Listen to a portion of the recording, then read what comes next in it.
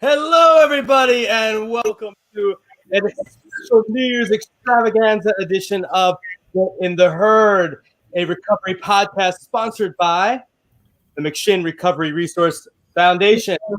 We are going to have so much fun today. We're going to have special guests coming in. We have right now in the studio, in our online studio collaboration, we have special guest and sometime host, Honesty Liller. She is the Chief Executive Officer of the McShin Foundation. And we have a very extra special guest, my sister, Robin, who's out in Denton, Texas, and probably trying to keep quiet from all the dogs and animals and people that live with her. So, Honesty, welcome, and please, I know you have a message for us. And of course, hey, Todd. Sure. And I have some loudness. I told my 11-year-old son he can play Fortnite until 12. So he's in his little room, and my dog is not liking the fireworks in the neighborhood. So she may bark. This is the real life of Honesty Liller. So, yeah, thank you for having me. I just wanted to kind of kick off because, to be honest with you, it's like an hour past my bedtime. Hence sweatshirt and just like whatever. But I just wanted just to say a few things, about our year at McShin and how grateful I am personally and professionally for 2020. 2020 has definitely had its ups and downs. It's definitely had its challenges, but I personally feel that it had so many rewards in my personal life and being the CEO. Hey, Barbie, at McShin, and I was really, I kind of took off work this week. Kinda. It's tough to not be on this computer when you're off. I think I saw you in the office twice this week, Honesty. Yeah, I came in, a couple days. But just for anyway, but yes, I get, the job of healing families and saving lives never stops. So, and personally, if I'm in town, I don't want to come back Monday with like 7 million emails. So I like to get stuff done. But anyway, and y'all are my family. So it's like when I try to, stay at home or have a staycation, it just doesn't work out for me personally because I miss going to McShin. So it's weird, but it's not.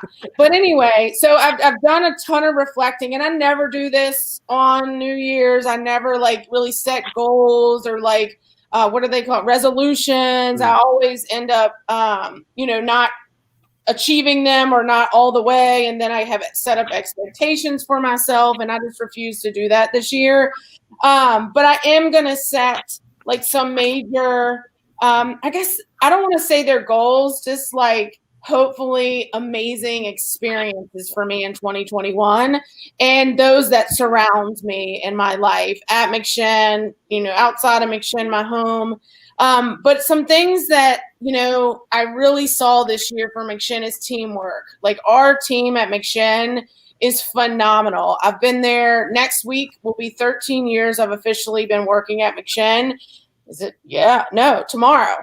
Tomorrow's the 1st. So tomorrow, oh God, tomorrow, she is an angel, but she can be a little bitch. She's a little yucky. So, but no, tomorrow will be my first official 13 years of working at McShin. Woo!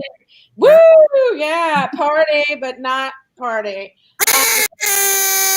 Yeah, that's terrible. There's dead goat horns that Todd keeps blowing, scaring the crap out of me. It sounds like something is like really just but a couple of things I wanted to I wrote down today just thinking about McShin. I mean, the teamwork, obviously, like when COVID hit specifically, it was John, Jesse, and I are executive team at McShin. Jesse Wasaki, John Schinholzer is the general, and we came together immediately as soon as it was like March 3rd or March 8th, and as a team, we collectively had idea after idea after idea, like how to not only keep our participants safe, but how do we keep our staff safe? Because, the root of McShin is our staff, like healing families, saving lives. If it isn't for the badass staff that we have, McShin wouldn't be in existence. And we've had a lot of staff throughout the years, but this year, our staff, I feel, has been connecting in a whole nother level because of the COVID crisis, along with other things that have been going on in 2020. And we've just come together as a team, trial and error in some areas. How do we keep people safe? Do we stop helping people? No, we have not stopped since March 8th, when everything kind of got shut down here in Virginia. McShin has not stopped. You cannot stop helping those with addiction or substance use disorders when they're asking for help daily, by the hour, by overnight. Like Joyce's phone is on like all the time. And it's just not something that's in our hearts that we could do. And then with the pandemic, in the epidemic of addiction crisis that we've already been in for years, it definitely put a toll on me and my personal recovery. It was the first time I've wanted to use in probably 10, 12 years, to be honest, since I was new into recovery. But I have a strong foundation of recovery. I have a strong support network. So me and my girls, I have three particularly that are my best friends that are all moms in long-term recovery. And then I have another girl that's one of my best friends, and they've been with me pretty much since day one of walking into McShin's doors. And I just had to reach out to them more. The Zooms, everything went. McShin is very innovative, number one podcast, woo, kick ass on that. So we were very, very innovative in the beginning of like, okay, so we played, I love the podcast today, seeing Jordan and that podcast when me and Alden Cricket came in, the very first McShin podcast ever getting the herd. It was so funny. Jordan's face got like so red when we walked in because he has a little bit of control, and he's like, what is happening? What are y'all doing? It was so fun. So like, it was just fun because we didn't know where this podcast thing was going to go, right? We were just like, let's do it. And now look where it is today with major improvements because of Todd and Nathan and Alex. Y'all are awesome. John, everybody that's involved, in the podcast. Yeah, I've done some. I did talk to Todd. So real quick. So with COVID, one thing that I was scared, we had to lay off some staff in the beginning, and we laid off our director of development. So I took that role on. And I was scared. Am I going to be good enough at doing it? I'm already so busy getting pulled in 20 different directions. Like, I'm going to be stressed out. And I'll be honest with you, it was fun. It was definitely challenging. But fiscally, McShin definitely hit a mark that we have never hit before for our end of the year drive. Giving Tuesday, and then I created a new fundraiser, which is the shout outs from Santa. So we're going to do that every year for our participant in our houses. Anyway, so the moral of the story is like, don't give up on yourself. When COVID hit, we had to make some changes. I took on more roles. Jesse, John, everybody took on more roles as staff. And it's like, I didn't give up on McShin's mission. I never put that on the back burner. I didn't give up on myself. I positively motivated myself. And I have strong people in my life that surround me. My husband's in long-term recovery. He actually just celebrated 8 years on Christmas Day. So we're really proud of him here in our household and our life. But like, those challenging things, I feel, has made us even stronger as a herd, and as a staff, as an organization, not just here in Virginia, but across the nation. These podcasts that we started and went virtual was really an amazing thing to do because we've gotten so many awesome guests, through this podcast because it's gone virtual. I do this thing called Care Talks, John and I do, and we had them in person for like 2 years, and we went virtual starting in the April one, and they've been amazing. I've been able to reach so many people to speak, to do the Care Talks because it's virtual. So there's some good things. Obviously it's tragic and major negative things that have come with this year, but I was sitting here, my list is long. I have horrible handwriting, but my list is long for 2020. Just of like the things that I've accomplished as a wife, as a mom, as a woman in recovery, and also as one of the leaders at the McShin Foundation. Like, when you sit here, I suggest you sit here and write a list down of like major accomplishments, even if it wasn't too major, but like my daughter, she was born in withdrawal from heroin. She just started her first year of college this year. No long-term effects, smart. She's got a full-time job in college. It's just things like that. It's like you've got to be able to live in gratitude. And I don't do it perfectly by any means, but I do it pretty damn good. Like I feel like it is important for us to surround ourselves with human beings that are being kind and loving and caring human beings, hands down, no matter what race, age, whatever is going on in your life. Like if you are a human and in recovery, like they're the most amazing people I've ever met in my entire life. The skills, that they've attained in recovery, like the life that they lead.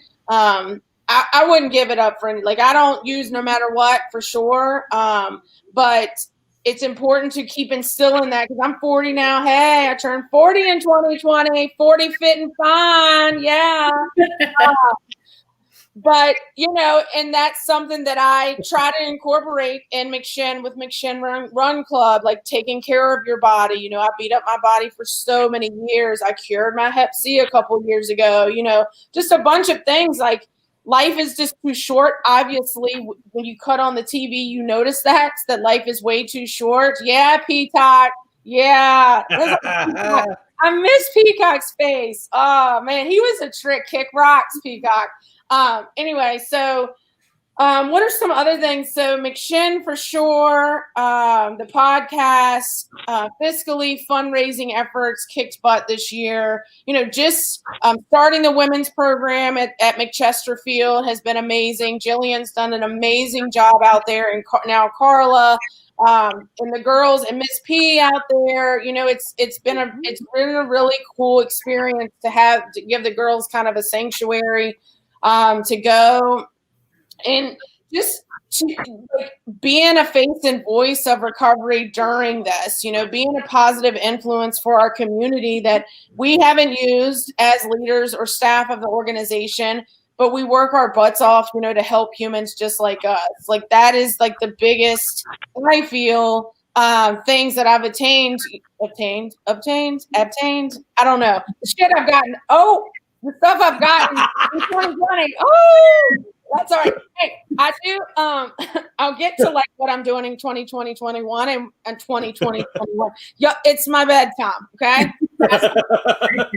You're doing great. I love you. Stuff I'm gonna do in 2021. Number one thing is be myself and speak my mind. And I know I can do that as a leader, as a female leader. Elegantly, but also assertively and kick-ass-ery. So I'm going to be doing all of that this year. I do it anyway, but this year is going to be just an extra punch. But I mean, those are the main things about McShin, I guess. We're still going strong. We hopefully will not stop. We have amazing participants, that live in our housing. I got the opportunity to deliver some baskets. So we did the Santa shout out fundraiser, and we raised money, like $1,200, and just to be able to like pack 11 bags full of this stuff for our people. Like they're our people, like they are us. I lived in the housing. Nathan's lived in the housing. Most of our staff have lived in a McShin house. And like to deliver it, and I had all this glitter, and I was just one poor guy. Oh my, Zach J. I'm not gonna say his last name. I threw it all over him. I poured it all over him. It was so fun, and I get to show my children. So my 11-year-old son has never had to see me use. He's been raised at McShin, and my daughter was 5 when I came to McShin, but they get to see, us putting smiles on other humans' faces. That is priceless to me, hands down. And they definitely, Sunnybrook, I tried to get up in there, man. My key didn't work, but they had glitter all over their front door. I had it all in my hand. I said, F it. I just threw it everywhere. Their house leader is on here right now watching, and I know he likes to keep those floors clean. Oh, it was outside. It was out. I couldn't get in, man. I tried. Cricket told me my key worked, and it didn't work for either thing. So, But that was amazing to be able to kind of close out my year, there and just give back, raising funds for indigents, like I was when I came to McShin is one thing, but putting a smile on the humans that are already in our housing, that's just another whole feeling for me. And it's awesome. I remember like coming to McShin with nothing. Like I had a couple garbage bags of clothes. And my parents, I'll never forget, they gave me a carton of cigarettes because I smoked Marlboro Lights back then, and gift cards to that Arby's up on Chamber, Brook Road, or whatever. And I didn't have nothing. I didn't have anything. And John knew my mom, so I got like a scholarship deal. And like I remember like living in a McShin house with this tiny, it was a beautiful, John does beautiful painting, and it was a beautiful like one of those military lockers, and that's all I had was enough clothes to go in this tiny little locker, right? So I remember those early days in McShin, being on food stamps, not having money, giving people rides so they can give me $5 for gas. Like I lived all of that. And then I started working and paying my bed fee. And now, this is my kitchen. It's destroyed. We have a little makeshift kitchen. Our dishwasher flooded about almost 3 months ago. So we haven't had a kitchen really. But my husband's awesome and kind of rigged me up my necessities. So he's amazing. So, and even with that, it's like I flipped out a little, but it's actually been really awesome that it's so much space in here because I don't like things. I give all of my stuff to McShin. I'm just a simple chick, right? Just trying to live one day at a time. But yeah, what else? So I think that's the biggest things. I keep saying that. But okay, so 2020 is gone. Because I'm getting ready to go to bed and I'm going to wake up in 2021. So 2021, some of the things I would like to attain for McShin is still just keep doing the work that we have been doing. Obviously, the amazing work that our team does, for these humans and not just the individuals with addiction, but their family members. We've had a lot of loss this year. We've had a lot of families, their first Christmas or holiday without their loved ones. A lot of parents without their children this year. So it's been also a sad year, but we opened the Memorial Garden this year, which it was an amazing idea that we had years ago. We finally got it moving. So that's a gorgeous place to reminisce to those that we've lost to addiction, but also those that have been lost in recovery. So if you want a brick, just see me or message me, honestly, at McShin.org. We're still doing memorial bricks. They're $100 fundraiser for the bricks of someone that that you've lost someone. But it's a beautiful sanctuary just to kind of sit. I just sit in there, just walk through, talk. I talk to the bricks. I know the people aren't there, but it's really cool to be able to because I know most of them through just recovery and McShin and stuff. And it's really cool just to feel their presence around us. Because we need all the help that we can get on a day-to-day basis, and in their lives. They're no longer with us, but I truly believe their spirits are still, at McShin. So I love our Memorial Garden. Mary Ellen, give a huge shout out for her. She's been a huge part of the Memorial Garden, getting that started and helping me decorate it and all of that stuff too. Let's see. But yeah, for McShin, I think the one thing I want us to achieve is I would like to help even more people. I think it's going to be, in 2021, I think the addiction epidemic is going to be even huger. There's so much new administration. Nathan kicks butt at doing all of that stuff. Obviously I help you when I can, but I'm going to focus more on that now that all this end of the year fundraising is done. But I think just spending more time with people. I'm a very busy woman, but I noticed my busyness is I'm just sick of even using that word. I don't even like it. I have a resentment towards the word busy. I feel like I am fulfilled and I'm going that moving forward, like my life is fulfilled. I was thinking about this, not just me living in McShin when I was doing the basket. Well, they ended up being bags. But like, and I was talking to my husband about it, like, God, Lee, like, look at our life, you know, just look at our life. Like, I pay bills when I get them. Actually, most of them are auto debits. You know, I'm able to like look at my Christmas tree, and yes, it's still up, and it will be up for another freaking week, and I don't care who judges me, because it's real and it smells beautiful. But my ornaments are falling off of it. But anyway, you know, our lives, like from when you get a longevity of recovery, like, and you get a life that you just never even dreamed of, you know, it's priceless. Like, I am in awe sometimes, like looking at my kids and like seeing, you know, I was going through my phone today and just like going through like old pictures, because I keep really old ones in my phone, and just seeing the progression of like my recovery. And it's because, I mean, I have to, you know, give a part of my recovery to McShin. Like, I have to, even now, like in the beginning, McShin helped to save my life hands down. But now, like seeing Jillian and Melanie every day, like seeing these strong mommies that have their children back and they're kicking ass and taking it, they're working full time, having, you know, their children in their life and like providing for their kids, you know, and that is like something that's so attainable for anyone out there. Like, I didn't have my daughter when I came to McShin. She was 5 and living with my biological mother. I got her back after living in McShin for 5 months, right? And I started working at McShin. 5 months in recovery, still here. Woo! So that does work sometimes. You know, and like being able to like be their mom, you know, and it's because I've just been active in my personal recovery. My recovery has evolved throughout these past couple years. And I do a lot of things like this. My daughter got me this for Christmas, Finding Gratitude. And it's like simple stuff, like, you know, my bed or love or peace or food or whatever. Yes, you can say. That's his Wyatt. That's Wyatt.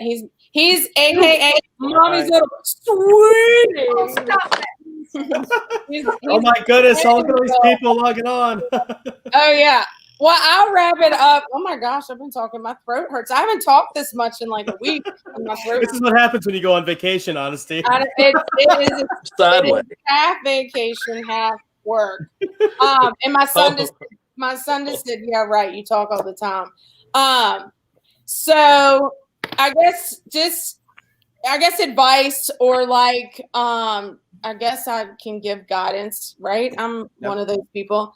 It's just kind of like love yourself more. I think this year is going to be a rough year. You know, 2020, like, you know, goodbye 2020, hello 2021. I'm just living really as this is just another day personally, because I feel like days on this earth are gifts, no matter if it's new year or new you or whatever. I'm going to be the same me, but I know I'm going to be an even better badassery of me for 2021. I have some major goals that I want to accomplish this year for my personal life and professional career. So, and I'm going to do it, you know, and I'm not going to be putting up with much, you know, I don't know if y'all see this. I don't know if y'all like Schitt's Creek, but it's literally the best show in the world. I have just gotten into it and I've been crying about it. I have watched it 4 times since COVID hit.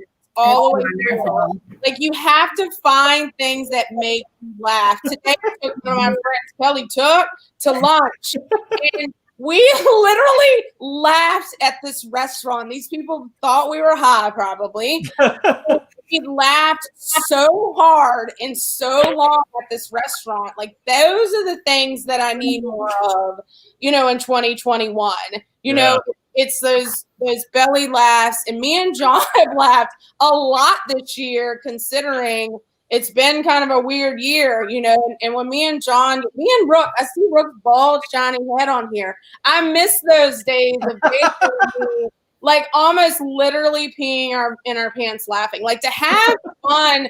And I got a video I'm going to send you. Actually, I found Rook, so it'll make you laugh. No. Yeah, it's not of you. It's of Chelsea. But just those is like laugh more is one of my major things too. But I think everyone, out there in Facebook land just needs to just breathe, man. Fight for what you feel is right, but be responsible about doing that. I think really being kind to others and being empathetic to those that are around you, but also taking care of yourself so you can help the humans, I feel like I'm meant to be on this earth to help other humans like me. I have no question what my purpose is. It's just this year, I think I'm going to take it to another level. So I love all of you. I need to go to bed and write here with my pillow. But I really, truly appreciate Todd and Nathan. Todd is like the unsung hero. He's the guy behind the camera. He worked countless hours on these podcasts and other stuff for me specifically, especially the end of the year, all those beautiful videos that I made him do. My vision, but his hard work. And it's just, Todd doesn't get enough credit, and he's amazing, and he does a very, very, very good job. So I love all of you. I hope you have a safe 2020, and 2021, we're going to kick ass. So, hey, honestly, before you leave, I want you to introduce everyone who's in the group now, and David and Mike. I know you've been in here longer, but I got to introduce my mom, who just jumped in here a little earlier than I thought. My mother, Kathy, over here, Kathy Larkin, and my sister Robin over here. I got my family joining me on New Year's Eve, and that's amazing to me. And that's the life that I'm getting now in recovery. So Nathan Seacrest. I like Dick Clark over here. Yeah, Brooke got all the spotlights on him. Look, here comes Brooke. Here comes Brooke. Oh, he froze. Look, he froze. With the shiny head. Spotlights. Here he comes. But for those of you who are listening and not watching, we also have David Rook, who is the founder, president, I'm not sure your exact title, of True Recovery RVA. And we have Mike Todd. Mike Todd, I haven't actually had the pleasure of talking to you outside of a little bit with Alex. So welcome to you as well.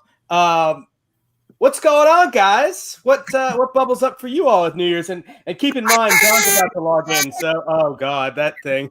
It's not a dying goat. Robin, you've been here. What you got going on, Robin? Well, I have to tell you that dying goat thing, Dominic and I actually saw that today, and I had to talk him out of him wanting me to get him that, because my son is 15 and we have two little ones, and he thought it would be great to torture them with that. So I'll let him know that there's one in good use. Nothing much. I made some enchiladas for dinner, and Dominic and Adam are watching some science video. I have a little bit of sinus pressure, so I'm just honestly, I'm probably going to go to bed soon. But I'm enjoying the fireworks behind you, and that's 10 hours on YouTube. Oh, that's so funny. Although I can see Dick Clark, but I thought maybe a little Andy Cohen might be you as well. Oh gosh, Robin, you've been here. What you got going on, Robin? Well, I have to tell you that dying goat, that's so funny. What is that? I don't know. I can see Dick Clark, but I thought maybe a little Andy Cohen might be you. You got a little remix going on. What's going on, Robin? Sorry. Todd is doing those horns, and it's effing up all the sound. Hey, this is what authentic. Is he doing? It's so damn dying goat. Sounds like he's sacrificing lamb in the background. That's the wrong holiday, Todd. Wrong holiday. Well, we're kicking it authentic style over here. Welcome to John Shinholzer, founder and president, co-founder and president of the McShin Recovery Resource Foundation. How are you, John? Man, I'm good, man. I'm having the time of my life sitting here with my two dogs and my wife, man. Oh, hey, Carol. Hey. Look at I'm already in my PJs. Yeah, look at him. So am I. Well, I'm going to go to bed. We're going to have a hell of a New Year's Eve tonight, boys. You cracked open the sparkling cider. What are y'all up to, man? Hey, we just, honestly just shared a vision for 2021. David just joined in. Mike Todd joined in. My sister Robin, my mother Kathy is on right now, and we're just introducing ourselves. And I was wondering who Kathy was. Oh my God, we get to meet virtually. You poor thing. How'd you do it? Go ahead, Mom. For me. I've heard so much about you, man. Good Lord. Mom, there you go. Go ahead, Mom. You're muted. There you are. Oh, okay. It's nice to see you again, John. The last time we met and Carol was at the gala in DC. I guess about I remember that. That's right. Yeah, it was a wonderful event. Yes, it was very, very nice. Pre-COVID. We missed those live events, I man. know. God, we really do. This shelter in place shit getting old, fellas. I know it. I'm sure everybody's got their own stories, but this is it, right? 2020's done. Goodbye, good riddance, and 2021 is going to be a lot better. So, Well, Mike. Oh, so go ahead, John. I'm sorry. I was gonna say, what's Rook doing, man? You gotta put some dollar on your head, man. That bad, right? It's just reflecting like crazy in here. Yeah. I didn't have the makeup guy. You know, we're doing this all. Yeah. It's coming as you are, man. I know it. I'm here. Well, But you know, this is it, right? This is 2020. This is the epitome of 2020. We're celebrating New Year's live on a podcast, which is cool to be back on again. You know, it's been, I think John and I were on way back when we were just getting into this COVID thing and talking about some of how it was going to affect recovery houses and what we saw coming. And, you know, I think we got a little bit of that and then a lot more of this, you know. So we nailed it, though. We predicted a whole lot of the things that are happening. People need to listen to us more often. I'm out here bragging on these policymakers, and you're out there kissing them and picking them up and patting them and shit, man. You know, what is it? You got to take the good with the bad, John. What's Mike Todd up to, man? Where you at, buddy? Hey, I'm not the only old dude on here. Yeah, that's right. That feels great. Goddamn, we need an interpreter for you, man. Hey, love from South Carolina. On the kettle black. Listen, it's crazy in the hood here, man. I'm surprised they've been blasting. I feel like they're in my backyard.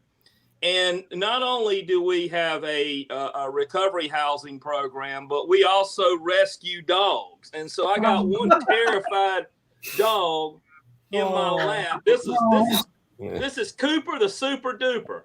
That's your dog, man. So we've got like 8 dogs here right now, and probably half of them are like shell shocked because the next door neighbors are in the it's crazy. Firing guns, yeah. Yeah, we got mortars going off in my backyard. I'm in Hanover, man. They got a little China factory around the corner making fireworks and stuff. I've got mortars outside that I was going to fire off a little while ago, but my wife. You were Goochland, man. They got bigger mortars out there. The kids were excited, but my wife said no. Yeah. David, you have an infinite home.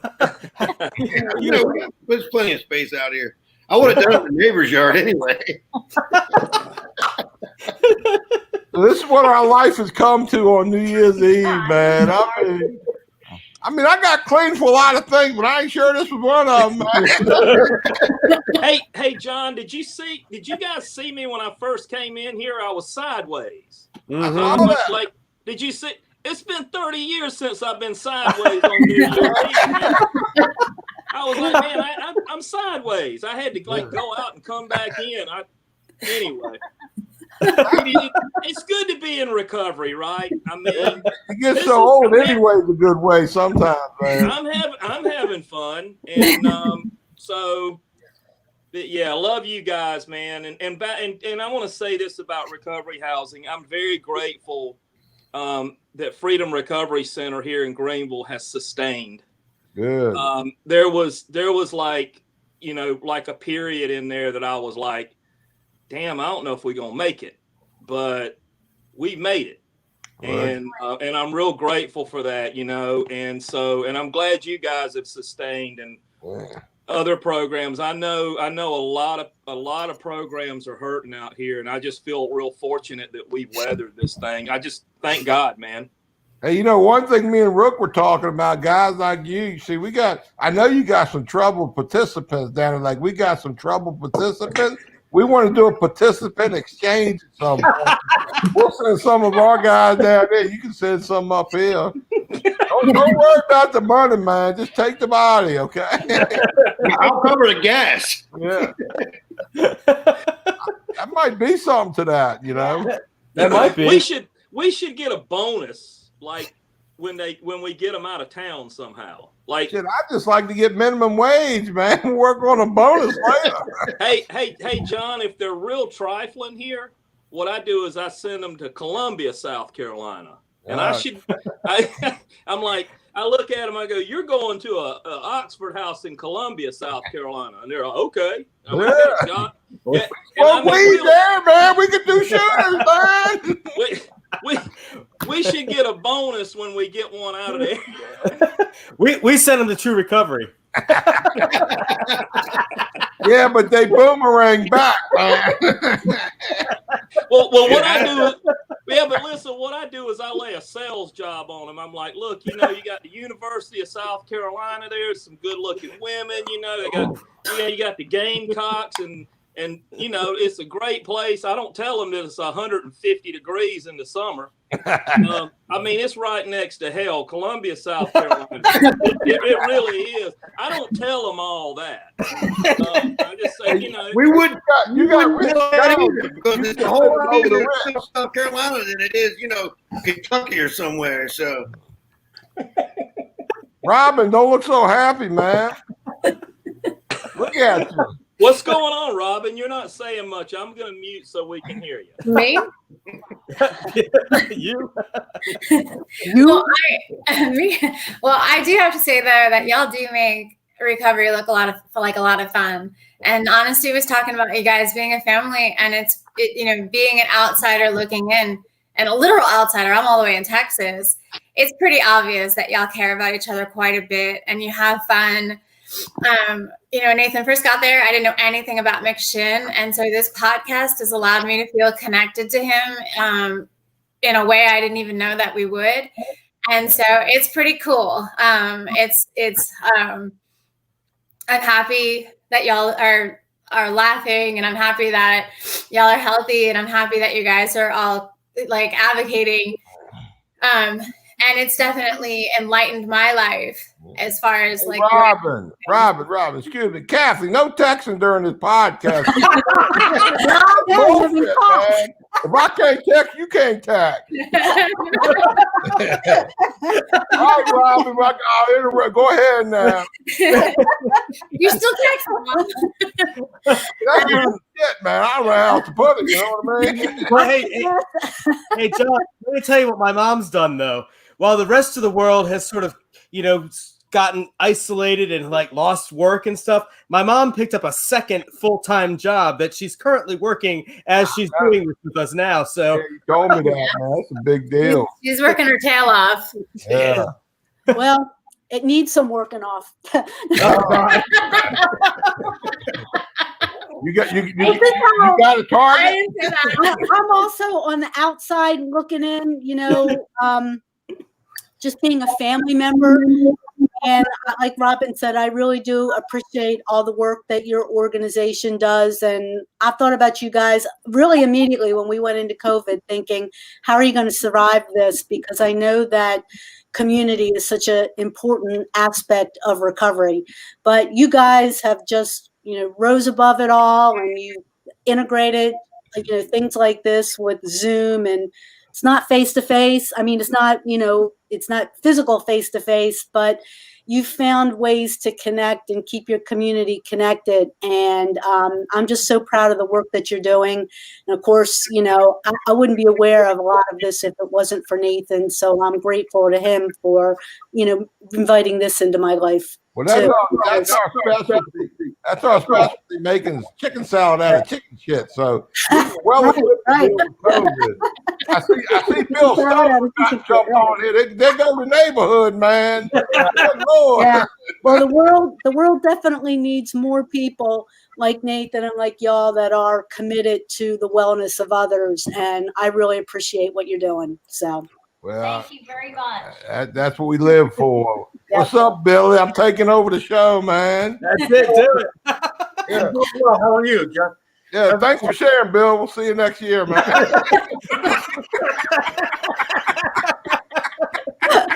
knew it was gonna be a shit show. It's getting late. I usually don't stay up this late. You have to talk. Hey, John, my mom was actually texting me. Now, Nathan, sit up straight. Bill, welcome. Glad to have you here. What kind of show did I dial into? What you got? Nobody knows. It's recovery in action, baby. I was actually texting Nathan about what Robin was saying. So She's in Texas. I couldn't hear her, man. we're on a roll. It's all the y'alls. We're from New Jersey originally, so the y'alls sometimes throw us a little bit. Yeah, I was the counting them. Bill, what's going what I'm on? talking about. How's it going? Happy New Year's, everybody. Happy New Year's. It's great to be here. Great to see y'all. Great to be at the end of the year with a group of people laughing, right? Yes. Thinking about all we've been through. That is, to me, recovery, because it's been a rough year, I think, for a lot of people. And here we are, little community. I don't know where I got the South on here, got the North. I don't know where else in the country I got, but, we figured a way through this, right? Shit, I just thank God every day I'm a Marine, man, because I watch all you guys floundering and shit, man. I'm laughing my ass off.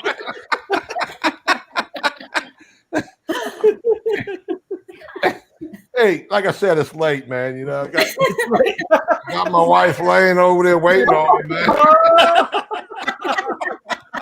Hey, I got a Find your way to question. the doghouse, John. Are we really going to stay on here until like 12:30? Yeah, well. No, I'm just a guest appearance. I'm leaving in a few minutes, man. We have a rolling cast of characters. I don't know when anybody's going to pop on, pop off, but anybody who comes on, you want to share where you are, share about goals for 2021, gratitude, why you want to smack John. I don't know. All right. Well, listen, I'm from here from Pennsylvania. Bill Stauffer, run the statewide recovery community organization up here in PA. My goals of 2021 are to keep on the path I'm on, keep helping people, keep connecting people. I think it's about purpose, hope, and connection. And right now, I think the world needs a lot of what people in recovery have. And I don't know. I think 2020 has been a year of resiliency for it's been a lot of hardship, but coming through that, I think the recovery community's gotten stronger. That's what I think, and I think we're going to take it to the next level in 2021. Yeah, I back that up. Yep. Brooke, how's that new baby doing, man? You sleeping much? No, man. Goddamn, John.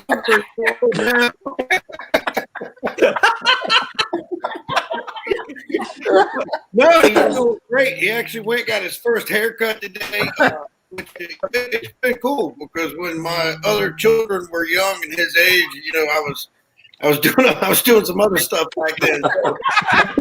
I've been a little bit more present, and also, so not only has it been nice to do it with him, but it's been really cool because it's helped me. It helped me remember some of what with my other children, and kind of appreciate that more, value to that.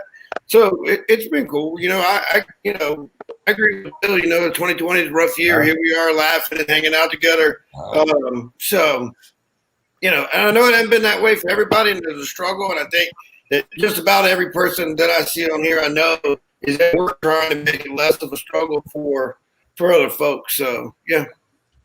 Good. Yeah. Kids doing good. I'm All trying to get Brandy to come downstairs and pop her head in, but she is totally ignoring my text messages. Uh-oh. Yeah. You finally learned. You cracked the code, man. She knows how to avoid them texts, man.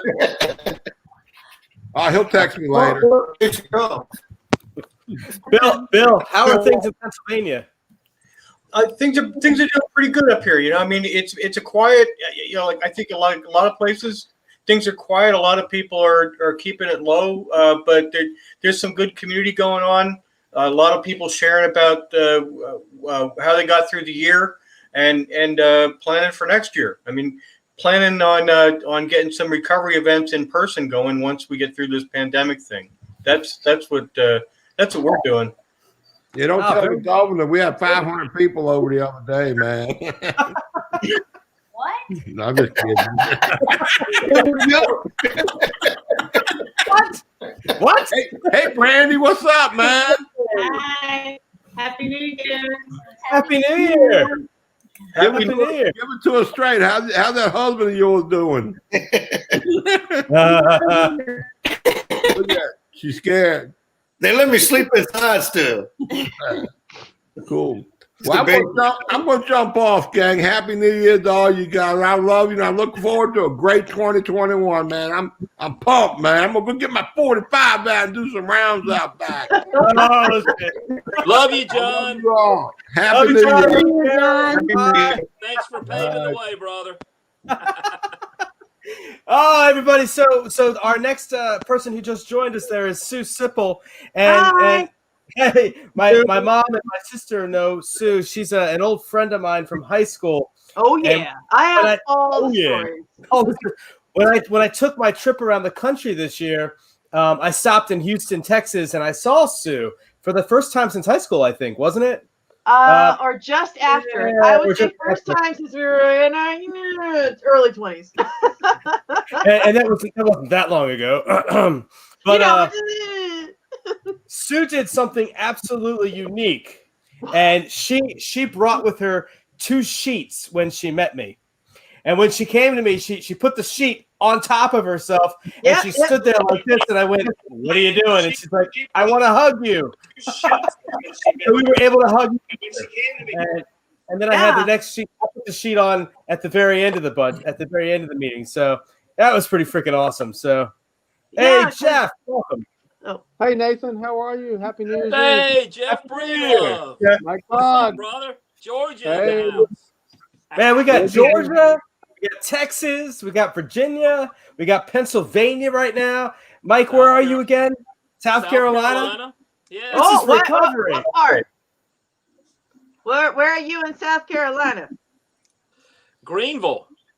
My South best Carolina. friend is in Greenville right now, and I was born in Charleston. I love Charleston. I grew up in Myrtle Beach.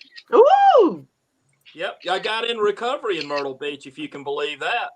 Oh, that's a beautiful place to get into recovery. Yeah. You know, talking about recovery housing, I mean, I landed in it. I guess, okay, I'm old. This is like before we called it recovery housing, but I was homeless, and I was going to meetings, kind of living out of my car, wherever. And these guys said, "Hey, man, we got a condominium over here, and you can come stay there and clean up after yourself. You got a sponsor?" "Yeah, I got a sponsor. We see you've been going to meetings."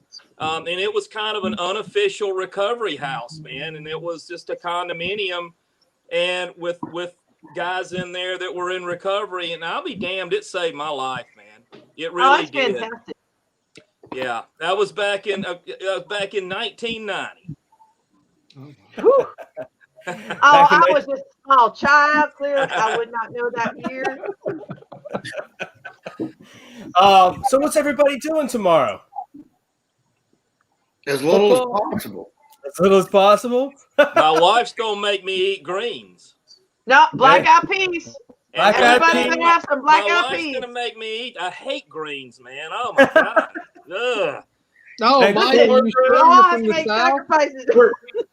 we're doing chicken paprikash up here, but we're hanging low. I mean, it's a quiet holiday. Chicken what now? Chicken paprikash, Hungarian. Oh my God, man! I wonder if that's like chicken bog, man. In the lower part of South Carolina, we have something called chicken bog. It's just rice and chicken and sausage just bogged all up, man. It's delicious. Is that pretty much y'all's version of chicken bog?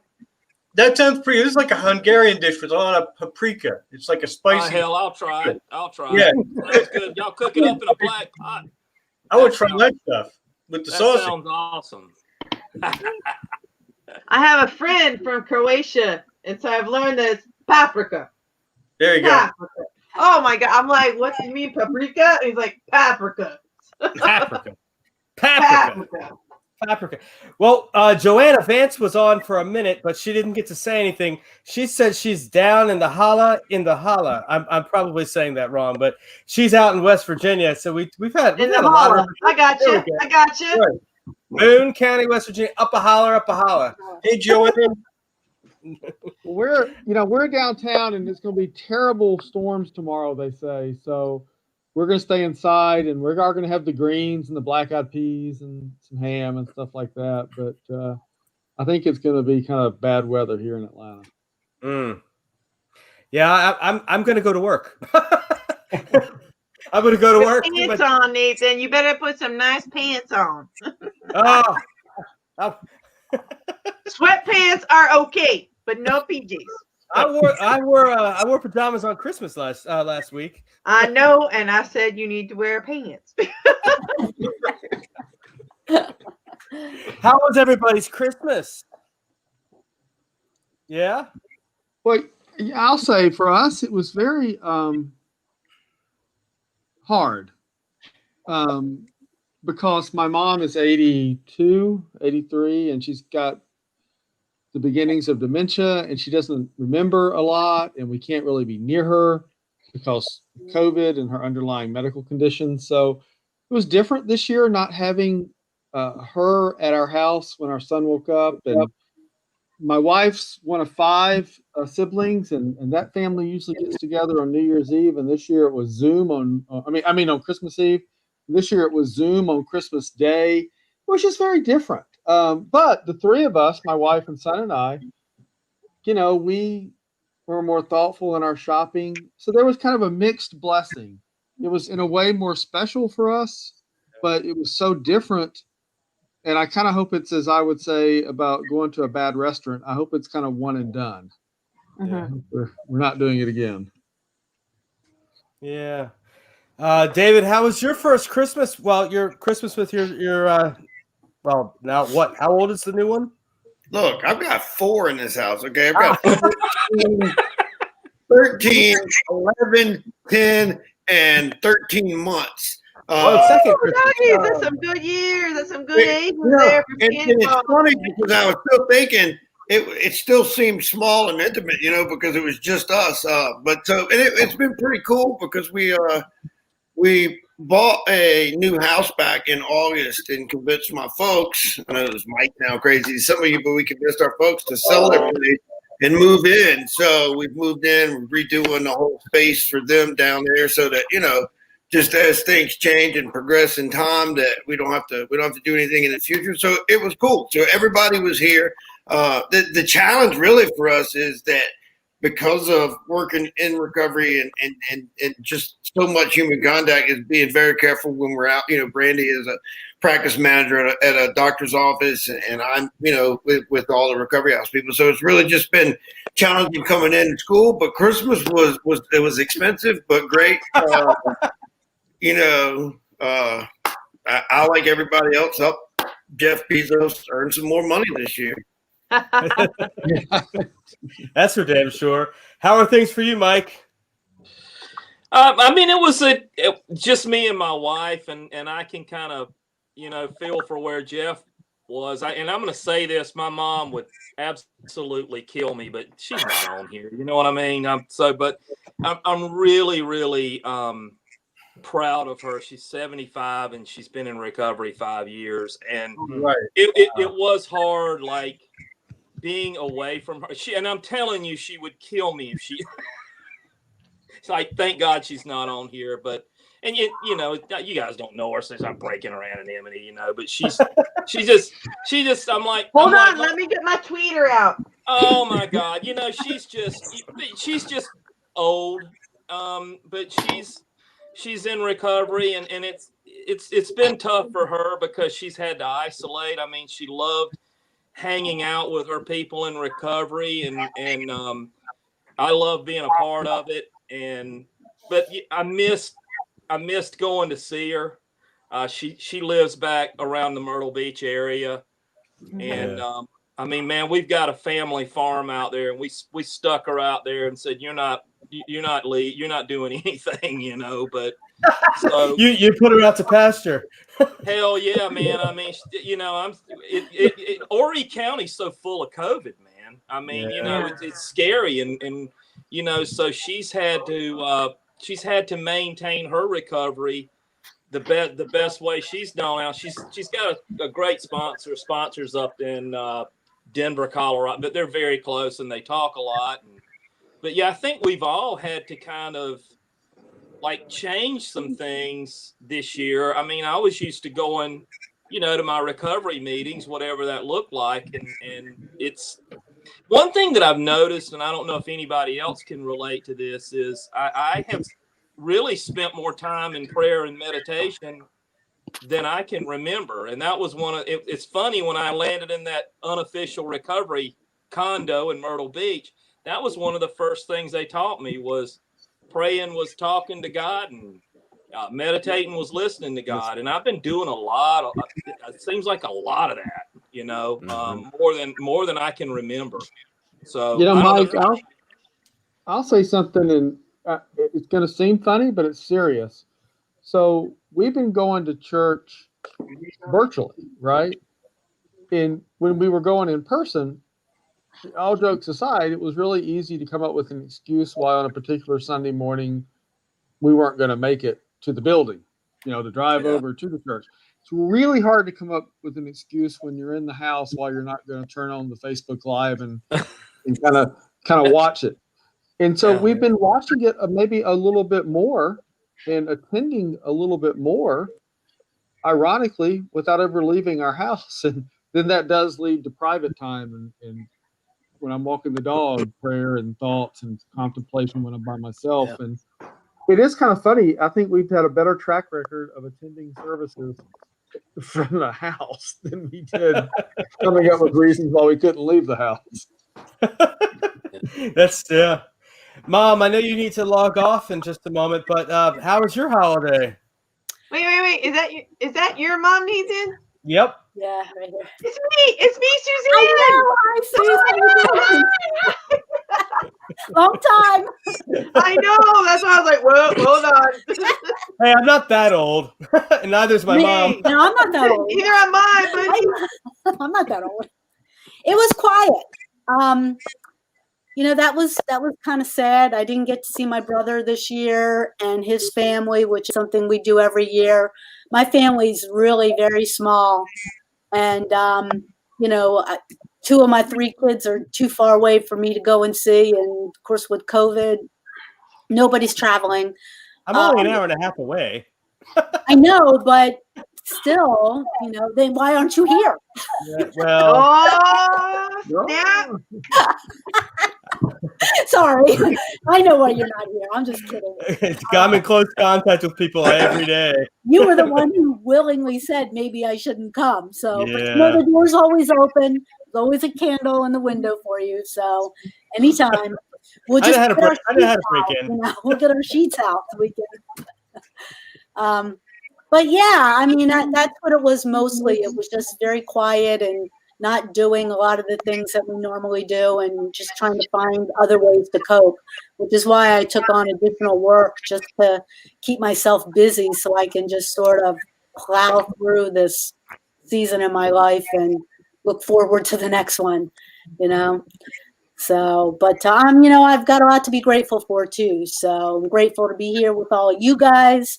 I'm grateful to be seeing Nathan doing so well, and you know, my other kids and you know, just have a lot of a lot of prayer as well, and remember to pay attention to that gratitude every day. So that's what I'm doing. Yep. But I am going to jump off because I do need to focus on work. So, all right. Well, love you, Mom. Love you too, honey. Thank you for inviting me. It was good seeing you all. Good seeing you again, Suze. Bye, Mom. Mom. Yeah, I was sitting here thinking as people were talking. I'm with Jeff and Mike, and there's been hardships. There's no getting around that. And holidays were kind of a rough time for me. So this is actually not my favorite time of the year. But I have to say, talking about like meditation, I spent more time in the woods, like re-energizing and like making sure that I was okay than I have in a long time. And looking forward, I have to say, and I don't know if this goes for other people as well. I think it probably does. When we have opportunities to like really get together again with people that we care about, the recovery community, and hang together, I don't think any of us are going to take it the same way that we did before 2020, because that's the stuff that really matters. And I think, that's what's come through to me is that connection and people and the things that we do are what really matters. And that's what I'm going to take with me back into 2021. And I think we come out of this stronger and more focused on who we are and what we're about. And I think that comes from some hardship. I mean, there's no getting around it that we've all been through some, and we're helping each other get through it. Yeah, absolutely. Welcome, Chris Spallina from New Jersey. We are really spreading it here. The Phoenix in New Jersey. Good to see you. Nathan, thanks for having me. And I feel like I stumbled into this meeting at the exact right time. I heard everyone talking about meditation. So I feel like that was like my calling. Say more about that. Yeah. So for those of you who don't know me, my name is Chris. I'm the program manager for the Phoenix, New Jersey. We're a sober active community. Well, we're a local chapter of a nationwide organization. And I'm also a meditation instructor, and I guide a good amount of our live stream meditations and our in-person meditation. When the pandemic first started and we had to suspend our in-person programming within 72, I think the date was like March 13th. That we decided, hey, this is for real. We have to stop being around people, physically at least. We put up our live stream platform, and I was guiding our morning meditation 7 days a week, which is not unique for me because I have a personal practice and I meditate every morning. So now I just got to share it with others. And what was really amazing was I got to see people from all over the country. It started with 3 or 4 of us in there in the mornings every morning, and I made some really good friends from all around the country and even outside of the country. We have people signing in from all 50 states and 6 countries besides America, which is really amazing. And that's how I met Nathan. We got together through social media. Nathan's come to some of my meditations and some of our events, and it's been really transformational for me. And when we talk about that community connection piece and what had kept me in recovery and made recovery look so good to me, what I had found here in New Jersey was that community connection. And even though I was apprehensive about the whole technology thing at first, what I got to see was that same community connection that I saw here in my little yoga studio in New Jersey, now on this massive nationwide platform and reaching hundreds of people every day. So it's really really an amazing thing and a silver lining to everything that's happened this year. So I'm very grateful for that.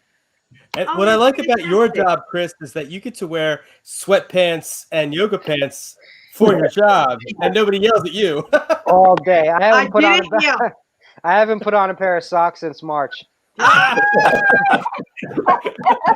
Your girlfriend must be so happy. Hey, everybody. Have a happy New Year's. Stay safe. And we're going to see you all in 2021. That's what we're going to do. So take care. Bill, thank you so much for being here. Good night. Bye. Hey, guys, I'm going to jump off here, too. I'm going to try to round up. The kids wanted to be up, so I'm going to try to round them up and get them all in the same room and have some family time. I can tell you as far as meditation goes, with those kids home all the time, I certainly haven't been the one that's getting more meditation time. If it's insane sometimes. So, I don't know. Maybe I need some tips. But you should talk to Chris. Happy New Year's to you guys, all of you. Thanks for being here. Nathan, thanks for inviting me, man. It was fun. Hey, David, thanks, man. See you next Happy week. New Year. Happy New Year. Happy New Year. We lost the dying goat sound. What I said Happy New Year like 3 times. Where are you, Todd? There we go. Oh my God, not that thing. Hey, I gotta jump off of here in a little bit too because I got all this crap going on. The Jeez. Now it sounds like it's drowning too. the fireworks and everything, but I do want to say this, that I am just really grateful. You know, I got COVID in November, and it hit me really hard. I got it in the middle of November, and I was sick, man. I mean, and there were a couple nights there I was like, man, I'm breaking camp. I'm going to the hospital. And the scary thing is that right before I got COVID, my sponsor got COVID. And he literally, guys, he should not be alive right now. He got blood clots and pneumonia, and his doctor even said, I don't even know how you're alive.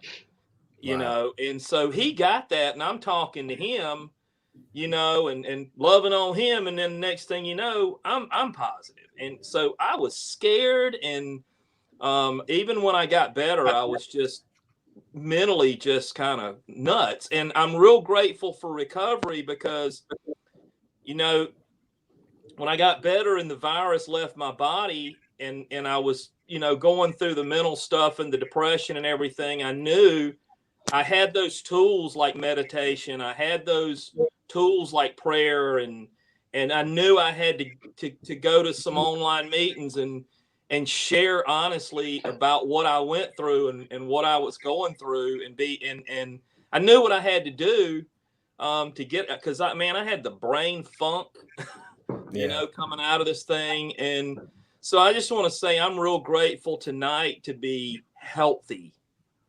I'm very, very grateful to be healthy, and I'm very, very grateful to have survived COVID and to be, you know, in recovery from COVID too.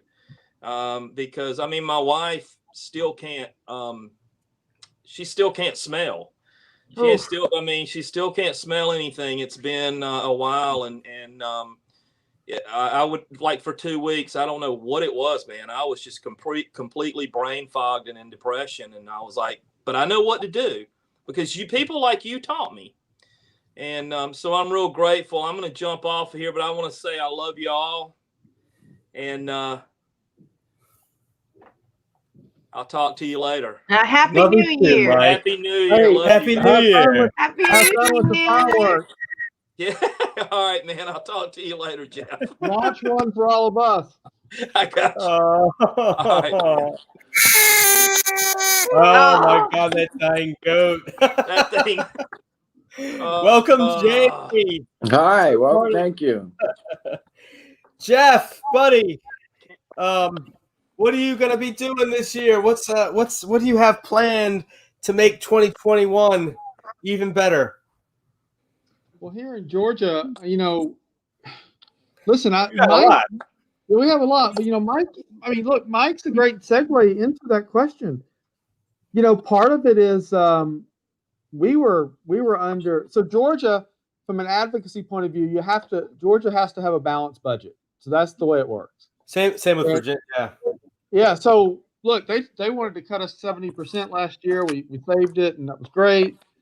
And you balance going down to the Capitol, which is I could walk to it from my house. You know, so I'm processing through my own feelings for my own safety about COVID. We start on January 11th. We've already scheduled 4 Zoom town halls, 2 in January, 2 in February. We got a advocacy training on the first day of session 2 that's on Zoom. Our big ARAD, Addiction Recovery Awareness Day, is February 2nd. We had 1,300 people in person last year. The governor kicked it off. It was a great thing. This year it's going to be virtual. So that's February 2nd. We want to make lemonade out of sour lemons. So We're going to try to get people from around Georgia that couldn't come to the Capitol to get on the Zoom, and we want to drive the numbers up this year.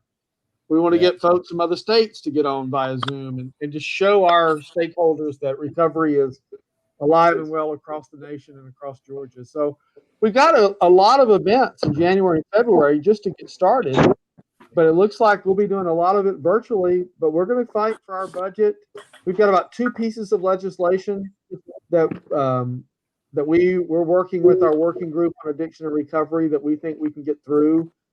And I'll end with this. It's just, if you follow politics at all, there's this runoff in Georgia right now for the 2 Senate seats, and I think every Democrat and every Republican from every other state is here to help, and it's a big deal. Well, we already have been told they're going to fight the whole General Assembly over election reform. So we're going to have COVID slowdown on votes. They're going to fight about all this election stuff. They're going to fight over the budget. And all the groups like ours have been told, if you get one bill through, consider yourselves fortunate. So it's going to be a weird year in Georgia.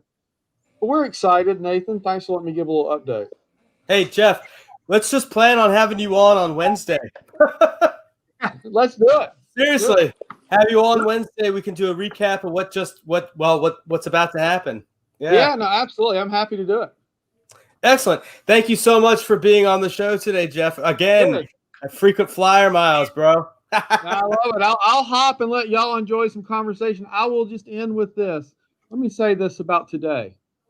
I was on 3 all recovery meetings today. And it was so wonderful because 4 years ago I was in treatment. And I just want to say this is now the 5th thing that I've been on today, or 4th thing I've been on today. And this whole power of community and this recovery community and being on with states from across the nation here. I made some notes. I just want to thank you all for letting me be a small part of this big community. And I love what y'all are doing. Thank you. Jeff, awesome. Love you too, buddy. Happy New Year. Happy New Year. Well, man, it's like one person leaves, you get 2 people on, and nobody gets to really, really talk. But I want to welcome 2 new people who just joined. We've had Virginia, obviously. We've had Texas. We've had Georgia, South Carolina, New Jersey. Whoa, that's where I'm from. So, hey, New Jersey. And now we've got Washington, D.C.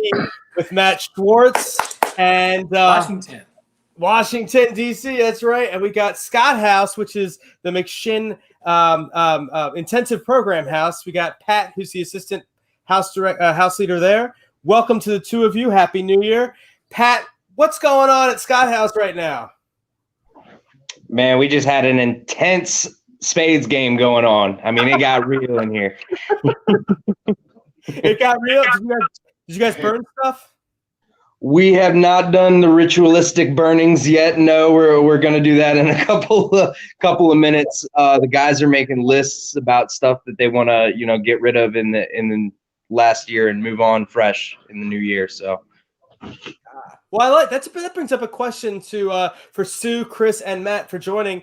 What New Year's traditions do you all follow? Do you eat certain foods? Do you burn stuff? Do you? Where's your parrot, Matt? I'm missing Rudy.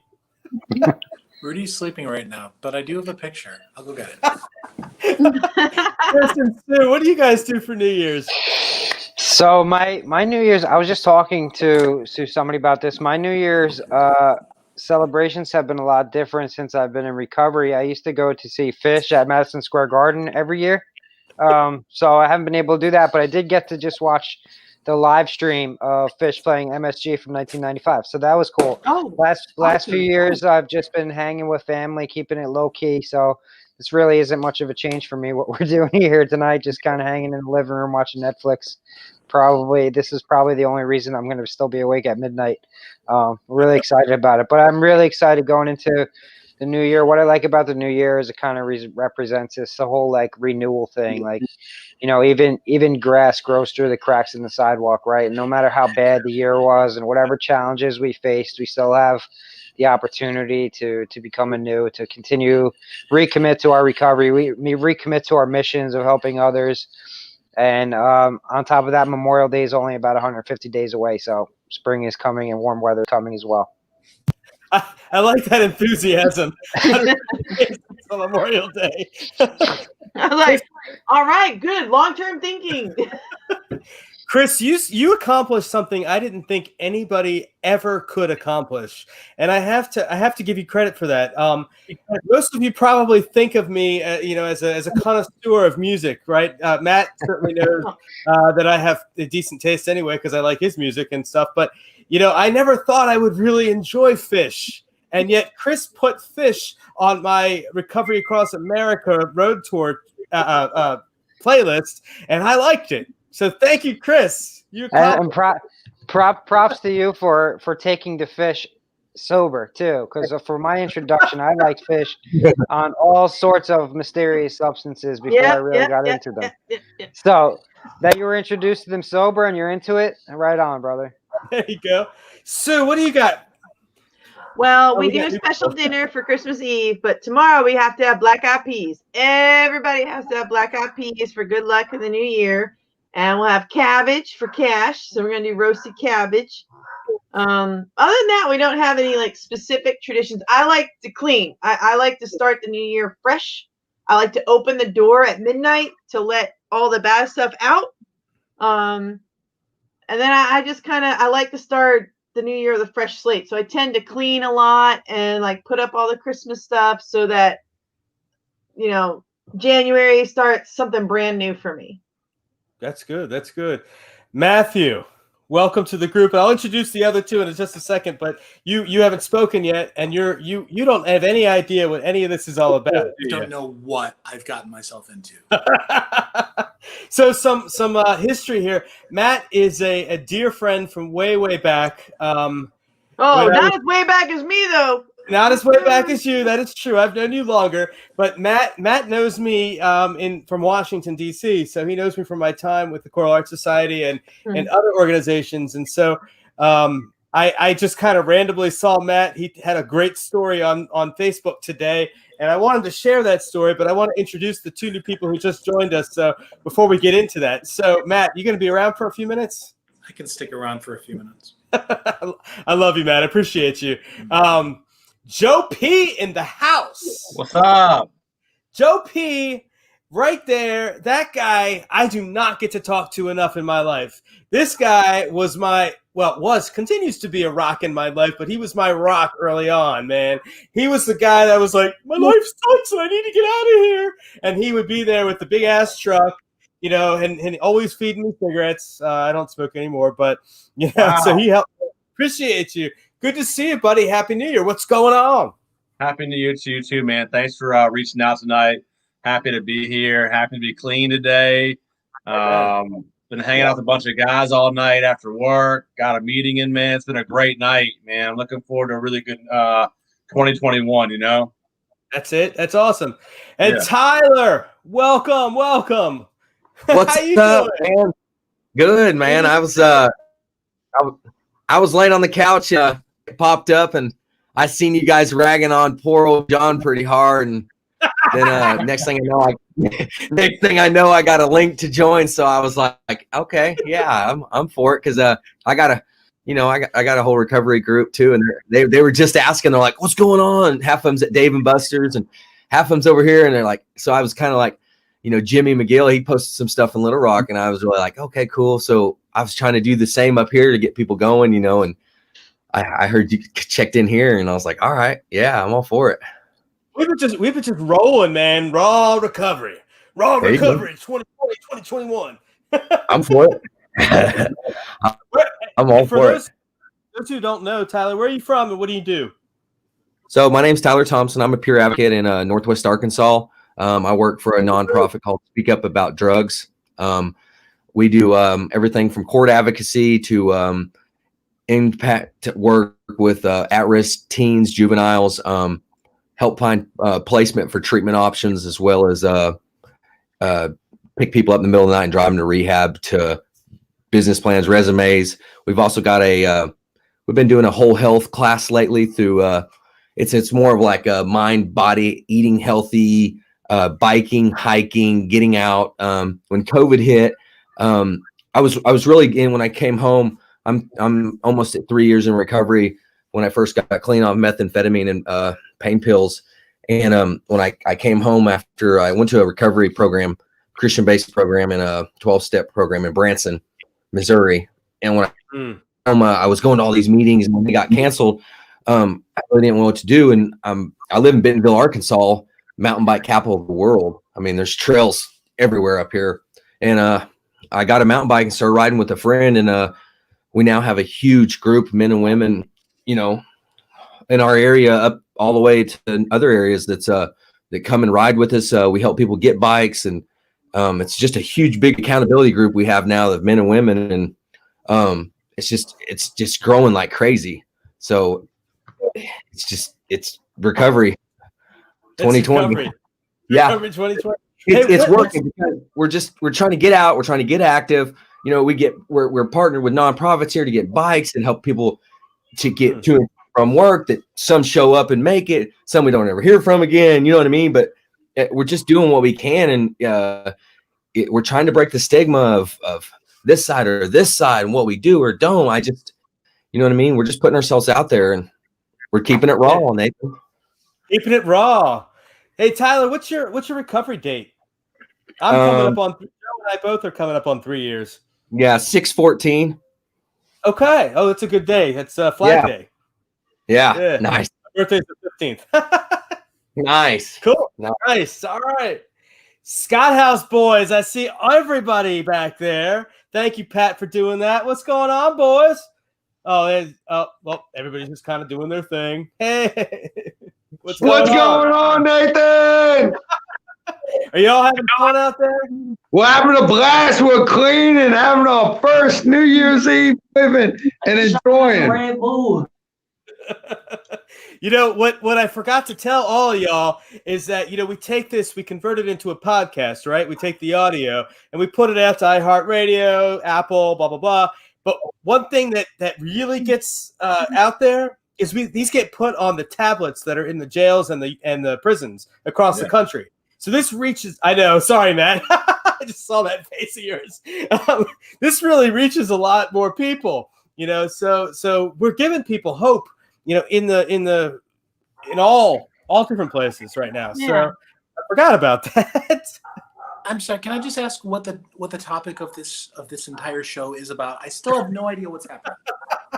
I love you, Matt. So Matt, I'm a person in recovery from a substance use disorder, and that means that I haven't used any drugs or alcohol since February 18th of 2018. You know, I work every day to become a better person, really. And part of the way I do that is I work for the organization where I found recovery out in Richmond, Virginia. And now with COVID, actually right before COVID, we started this podcast, but with COVID, we amped it up and we created a platform that, you know, we were able to do. We do all kinds of different things here. We have a lot of newcomers on the show, just people that we kick it with. We've had politicians on the show, Commonwealth attorneys and stuff all across the country, advocates. Right now, we've got advocates in a bunch of different places, and you've seen, you know, Arkansas, Georgia, New Jersey, all in the house, Texas. So that's kind of what we do. We just kicking it and talk about recovery.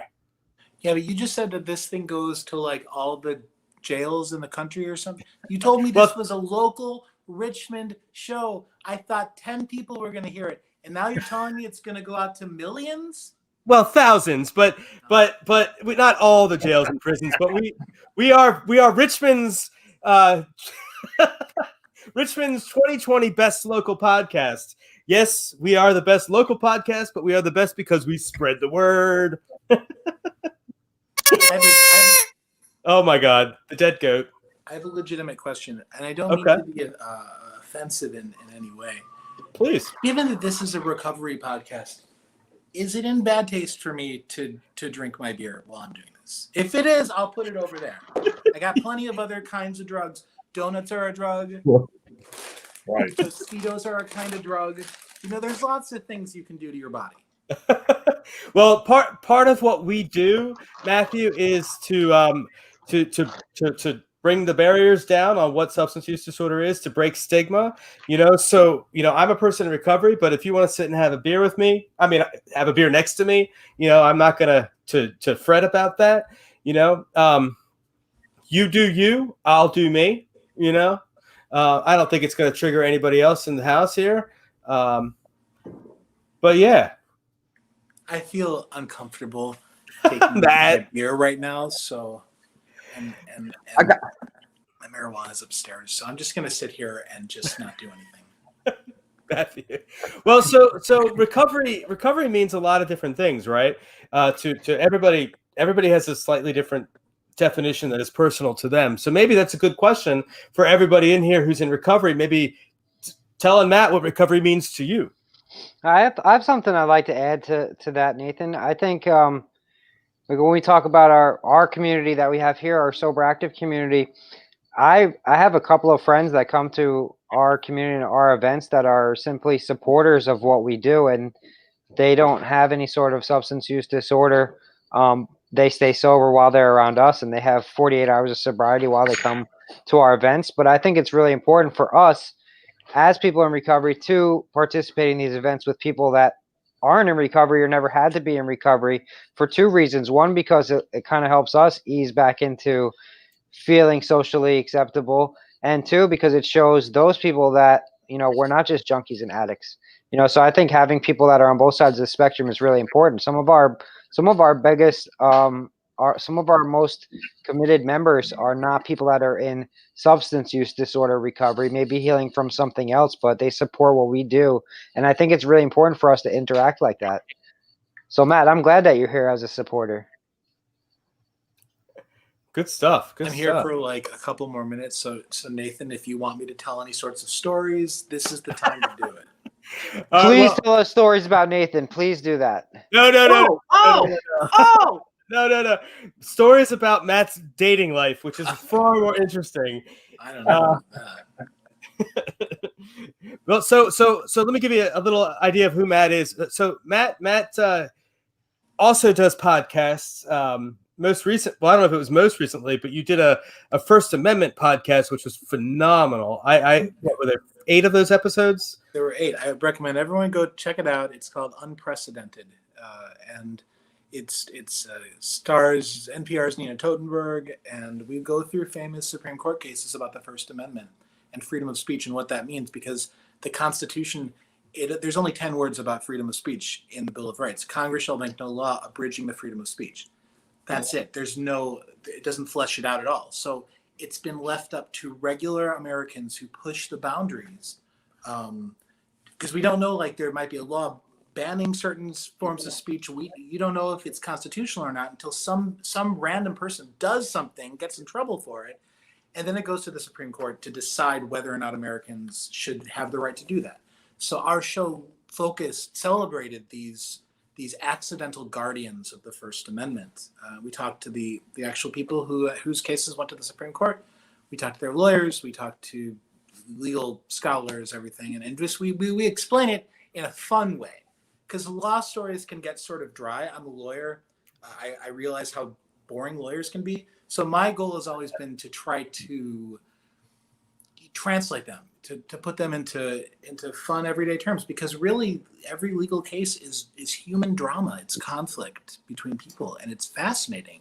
And when the Supreme Court decides our rights, they're not these brilliant magicians, wizards in robes deciding justice in the back room. They follow specific rules, and no one really understands how it works if you didn't go to law school. So that's what I tried to do. I tried to open it up, pull back the curtain, explain how we got our rights. It was a very successful show. We were in the middle of our second season of reporting for it when the whole pandemic hit and the station lost millions of dollars. And so we were out on the street. So now my day job is at NPR, where I am a reporter and an editor for the newscast. And as interesting as all that is, the reason I asked Matt to be here is that his love life sort of mirrors a lot of others' love lives in the craziness and the somewhat, I would say, vastness, but I think the reality is it's not all that vast, is it? But tell us a little bit about what happened to you. Oh, my love life is vast. So vast. I don't remember all the people I've been with. Well, I think it's relatable in the sense of, you know, I'm looking for somebody myself. I'm single, so I'm looking for somebody also. And I think a lot of us in recovery don't come with fully formed relationships. So having a relationship with myself and loving myself before I can love somebody else is important to me in my recovery, so I don't make poor decisions and be with the wrong person. So you have recently done some speed dating. Oh God. And it was online. In my defense, 2020 has been the absolute worst year in recorded history to try to date somebody. It was just, you can't touch anybody. And you gotta, even when you go for a walk or something, like you're wearing masks, you're 6 feet apart. Chemistry doesn't work from 6 feet apart. You don't smell anybody's pheromones. Like, it's just, there's no touching. And if you want to kiss them, like in the before times, you get close to somebody and then you start kissing them and then you see if there's chemistry. Now it's like, it's this whole thing. You both have to decide first, do I want to kiss this person? It's not romantic. So I went virtual speed dating and it was horrible. Would you like me to elaborate? Tyler, Chris, Joe, Sue, what do you think? You get 5 minutes. I'm just wondering if he did all those fancy books and stuff, podcasts he wrote about high on marijuana and his vodka and brandy that he got. Or if he really did that after, I'm like, man, this guy's a smart stoner lawyer. I like Matt. I was not high on marijuana when I recorded the interviews. However, I will say this.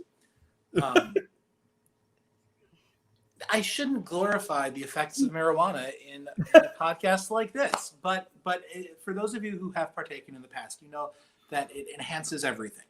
Anything that you have a sense for is enhanced by marijuana. So when I was hearing the audio and cutting it together, like sometimes I could actually like almost see the person in my mind, like really clearly in front of me as I was cutting everything together.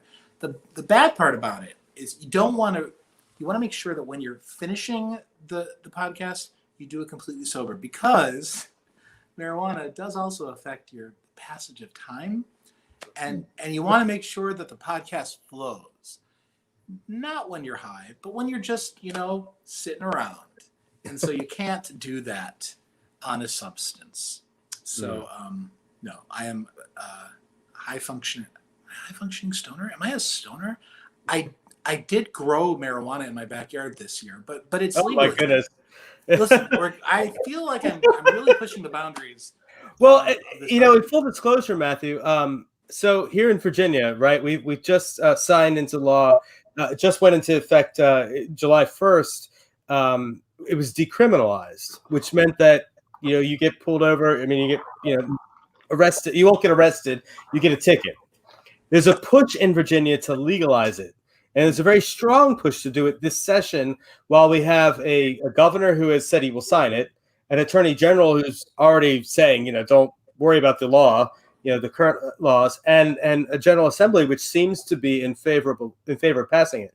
So some of us, I won't say all, but some of us in the recovery community who are advocating for legalization, and I'll tell you why. When we legalize, first of all, 85% of the population are going to be able to successfully smoke and partake without becoming addicted. And then there's a 10% and that 5% in the middle, but that 10%, we're going to get addicted regardless, right? When we legalize it, we are able to regulate it, so we have a consistent product. We're able to get the black market out of it, so we have a safer, selling back and forth. And then we can tax the heck out of it, not so much that we keep the black market in, but just enough so we're getting some revenue out of it. Colorado has more money than they know what to do with. Yeah, and Oregon just did something along that lines where they decriminalize everything. So we're looking at trying to get some adult use cannabis tax revenue here, and to put that funding in directly to what we call here in Virginia, what we call authentic peer recovery support services, which means peer-to-peer recovery from substance use disorders. So that's one of the things on my plate right now that I'm advocating for in the General Assembly going forward, and as well, here in Virginia. Hey Nathan, I'm sure you heard that New Jersey just also recently legalized. How do you feel about that, Chris? I'm okay with it. To be honest, I feel lots of different things about it. I love the point of taking the legal aspect out of it because there's so many people mass incarcerated for marijuana. That's number one. We're gonna have a little bit of a learning curve when it comes to like driving under the influence and stuff like that. And I think for me, I mean, I kind of wish it was legal when I was 17 and 18. I can actually tell you, like, I used to smoke, coming from my Grateful Dead and Fish background, like we spoke about earlier. I smoked pot every day through high school, every day through college. And I didn't stop smoking marijuana until I was on probation and I couldn't smoke marijuana anymore because I had to get drug tested. And that's when I found other substances that didn't stay in my urine for so long. So not that I could say that there's any correlation, but maybe that might save one life, and I'm happy with that. Just enough, just that is enough for me to say it's okay. I think there needs to be a little bit more education around it when it comes to younger kids, like what's going to be, what we're not going to have like commercials like we have a Budweiser commercial. When I was a kid, it was just a bunch of girls on the beach in bikinis, like, hey, if you drink beer, life's going to be like this. I think it would be. I think the education part is going to have to be stepped up a little bit, but taking the judicial side out of it is definitely a plus, no matter what way you look at it. Yeah, for sure. Agreed. I can honestly say that's smart. I mean, I know we went way off topic, but I can say that's what we're finding, juveniles that's got medical marijuana cards, and it's like, he's like, I don't want to take this medicine. It'll give me a seizure. No, that's bullshit. You're just saying that because you want to smoke your pot. You know what I mean? And it's like, as much as I want to tell them, like, I did that, and I smoked pot till I was stripped off of it and sent to prison. You know what I mean? And then just got like K2 and shit like that for, in and out of prison. So, but I really feel like, my opinion, that a lot of these kids with this high-powered marijuana that's coming from dispensaries, which is killer weed. I mean, compared to what I grew up smoking, and the kids that these days are smoking this, I feel like it's dumbing their brain cells down, and I feel like it's just, like at that critical 20-25, I feel like that if they're just sitting at home pumping it in their lungs, they can't do it like they could see a 35 or a 45 or 55-year-old. That's just my opinion, and it's so hard when I see these young kids now that I'm working with, and they're like, well, I've got a medical marijuana card. And it's like, and they can't figure out why they can't tie their shoes. And I'm like, because you're gassed all day long. It's not just your opinion, Tyler. I mean, the studies show that if you do it when you're a teenager or between 15 and 25, your brain it affects your brain as it's developing. And thank you, Matt, because I'm like, and I tell them wholeheartedly, like, I'm telling you what I did. I was a late bloomer because I was like that, and it's hard to get them to attach because they're just like, yeah, okay, well, I'm not you, and it's like, okay, okay. I do have a cautionary tale about drugs. Okay, I know I've been glorifying it a little bit, but there was a time when I did a lot in the evenings with those pens. It's like 90%. Oh, I know exactly what you're talking about. Looks like a cigarette, but it's where you put the little Yeah, and it's like 90% THC concentrate. It's ridiculous. And what you grow out of the ground is going to be 20% max. So this stuff is incredibly strong. And I would do a lot of that. And the next day, like, I'd be editing stuff at work, not where I am now, a different workplace. And I would be waiting for someone else to come and do something, like another editor to come help me. And I remember one day I was waiting, and I needed to get this out by my deadline. It was going to go on the air, and I went back to the person I was working with, and I said, "When are we going to do this? When are you going to come help me?" And she said, "I just did, like 5 minutes ago." And I looked at my computer, and I was like, "Oh my God, we already worked together. We just collaborated on this edit," and I completely forgot, because the effects of the marijuana weren't just limited to the night before. They lingered. And so for days, it would be so difficult to follow a train of thought. Like, I always lost where I was. I had to ask people to keep repeating things. And in that instance, I realized, oh my God, this is affecting my work. I got to cut back, because this is not something they told me would happen. The people I got pen from, so not the most reliable people. I guess like I come from a very different area from you guys because I never got into even marijuana. I mean, I've smoked it, but probably less than, I don't know. I won't say I need more than 10 fingers, but I don't need all my toes just because it wasn't my jam. It just wasn't something I really enjoy. It, you know, I didn't hate it. I think it should be legal. But it's been interesting to me. I mean, a lot of people use it, and I'm like, hey, you know, when it comes to drugs, marijuana is the one thing I'm like, all right, well, you can use this more responsibly than alcohol. I'm much tighter on other drugs because other drugs have destroyed my family. So marijuana, I'm like, well, I think alcohol is a lot worse. But I do remember this one time my neighbor had friends over and they made pot brownies. And I was like, I've never had that. And they're like, well, you're a baby. We're going to give you a tiny one. I said, okay. And the next day there was this big apology, which is when I learned that there is like, I guess what you were saying about how some marijuana is like normal and others is really like strong. And this big apology went out to everyone about connoisseur marijuana and normal people marijuana. And I have been like, I called a friend, like, how do you stop? Like, I hated the feeling of being out of control. Like, it went past being relaxed. Like, this is what I was told. You will feel relaxed. And I hated the feeling of continuously losing control and not being able to stop it. Because I want to be in control. I may have a glass of wine, I may have some beers, but I know exactly where I'm at on the process, and I can say, I'm done. So I've just never enjoyed drugs because I've never known where I could say, this is comfortable and nice, let me stop. The feeling always went too far. And I've just never enjoyed them. I know they bring, yeah, I know it's different for different people. But I've never understood enjoying something that, well, it's you don't know what's going to happen. Hey, Nathan, I got to jump. Thank you for having me tonight. Thank you all for being here. It was a pleasure. It was a pleasure to meet everybody. Happy New Year. Happy New Year from Texas. I hope you connected with buddy. Yeah, it was nice meeting you. Thank you, man. Tyler, we'll talk soon. Nathan, let's chat again soon, man. I miss you. Yes, I miss you too, buddy. Thank you for being here. All right, everyone.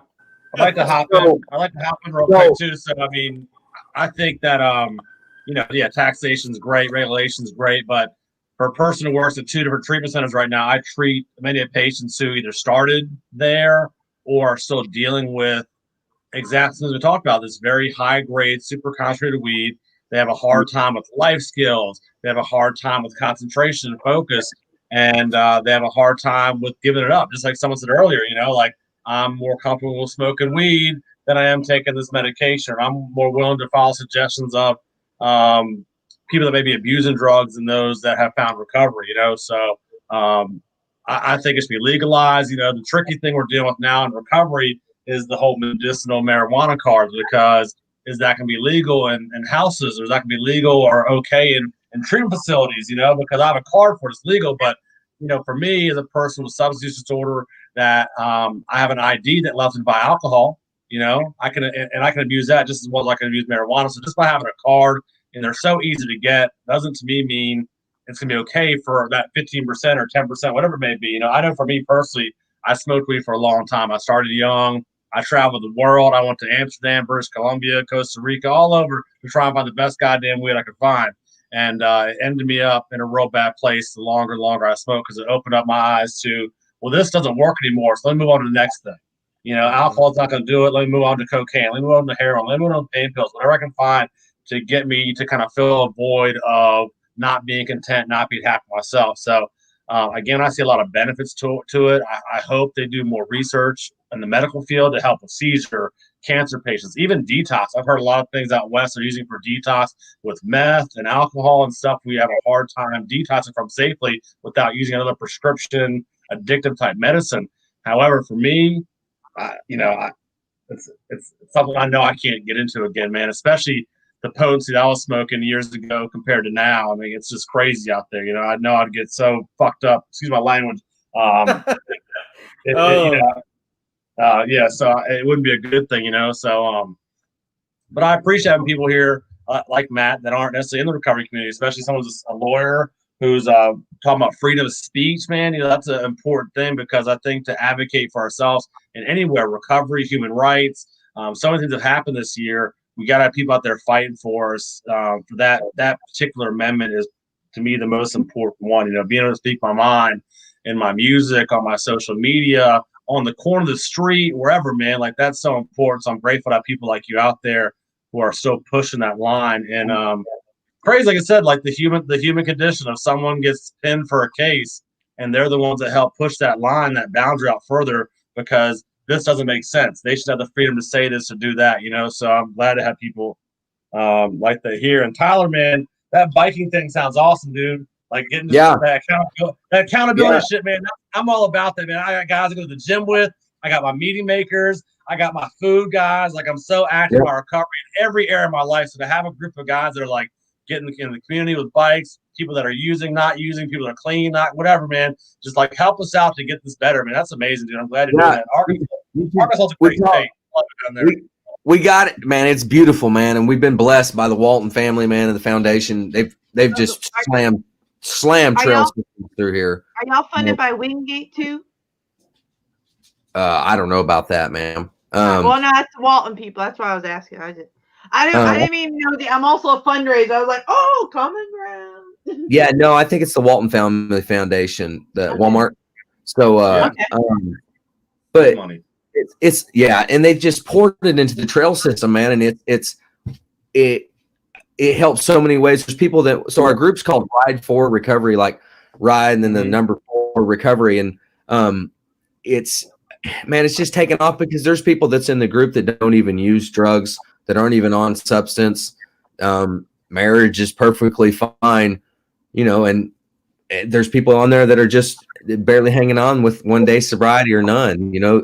It's maybe out tonight. And what's crazy is we've got a group text on Messenger, and it's constantly going off with some crazy dirty stuff, but it's also just people needing help with this, or somebody praising somebody for that, and it's always a newcomer, and there's always somebody. So it's the accountability is there, man. It's key, and I believe that it is.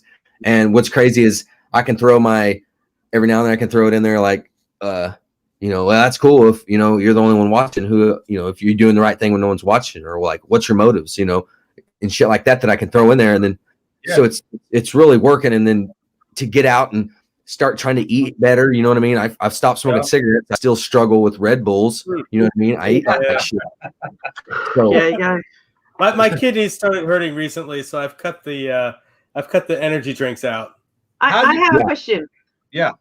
For Joe and Tyler and Nathan and Matt, you're not really part of that, you know, community. You're closer to kind of my end, but for someone like me who, I guess I'm the clean person. I mean, I've never really been into drugs, but what is the best way? How can I best support the recovery community other than donations? Because I firmly believe, like, I know that financial contributions are critical, but in other ways, what can I do to support recovery?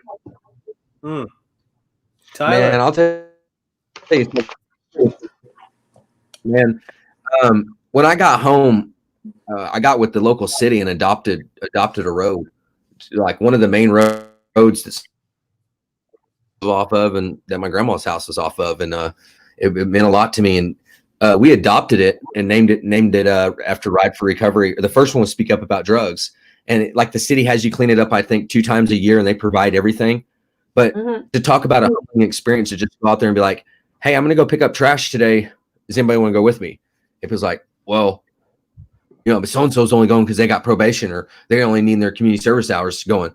And if somebody's going for this reason, and it's like, yeah, okay, well, come on. And it's like, holy shit, I feel like I'm back in recovery, running a sobriety house, and people are constantly telling on each other and holding each other accountable. And I'm the house manager, and it's like, even out there on the trails, and it's constantly giving people something to do that I feel like if it feels good to me that I'm like giving back to the community that I threw needles out the window going down the road on and shit like that, and I stole from the house that was right there, and it feels good to me to give back and to do that. I was like, all right. And what the recovery center that I went through in Branson called Core, they had a road that they adopted, and once you get past your first year and you can go into the second mile program, you get to go and do like clean up trash and start giving back. And that's where I got that idea. I thought, man, that's great. And it's free to adopt a road. And I'm just thinking, and it works. So we now have 2 roads, and there's other people that's asked us how, and we've told them how. And it's something that it's like of our own. When all else fails, I can say, all right, well, tomorrow morning, who can meet me to go pick up trash? And then before you know it, people are like, well, I can't tomorrow, but what, can we plan another one? So it's like, you know what I mean? So it's just, there's tons of like extra little activities we can start thinking of to get creative. Before anyone Jesse, else jumps in, I've got to run. Oh, Matt. Matt. Nice meeting you, buddy. Matt. Hi. Happy New Year. We'll talk to you more about your dating problems this was later. More entertaining and interesting than I expected. So that's high praise for me. Oh, very high praise. Okay, I'll tell you about my experience. Have me back anytime. I've got so many experiences. You guys don't even know about my segue. Matt, love you, buddy. Good to see you. Happy New Year. Bye, Happy New guys. Year, man. Bye. All right, so back to the question at hand: how can someone help if not necessarily part of the recovery community? You know, Richmond's lucky, man. We have a lot of recovery in Richmond. We have sober living houses, recovery houses. We have treatment centers. We have all these different nonprofits and for-profit companies that always need help, always looking for volunteers. It doesn't have to be financial. It doesn't have to be that kind of donation. It can be time. It can be clothing. It can be food. It can be anything, you know. Right. I was lucky to start. I was lucky to start at McShin too. I was a volunteer at first, and my initial job was just to give guys rides to the grocery store. You know, windshield time was key, man. Just being in the car with someone, sometimes getting these guys out of the treatment center for a half hour, playing some music. I mean, that was invaluable to them. Just getting that hour out, going to the grocery store and helping them learn how to shop again, how to manage money, what to buy, to cook stuff.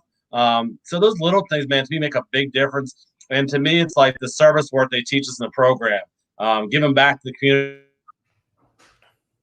community and hopefully helping to change someone's life. Because, I mean, you never know when a simple gesture, you know, helping someone get to the store. I mean, sometimes it's social services, sometimes it's get to their PO's office, whatever. Like that's something invaluable. And eventually that grew into me facilitating groups and me going on to a career in this field, you know, that I didn't expect when I got clean. I got clean and hung out at McShin just to stay clean, just for a safe place with people in recovery. But there was tons of people that came in and brought cakes every Friday or donated time to teach something they knew. Or some, you know, we had a lady came in on Fridays, did a faith-based group.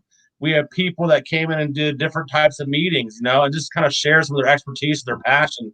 And I've seen a lot of people make an impact that aren't in recovery, that aren't part of substance use, don't have any problems with drugs, don't use drugs, and may not even have anyone in their lives that were like that. I mean, I've found a lot of people that are around recovery that may not be in recovery are because like their son, their daughter, their wife, their husband, someone around them was affected by it or someone passed away from it.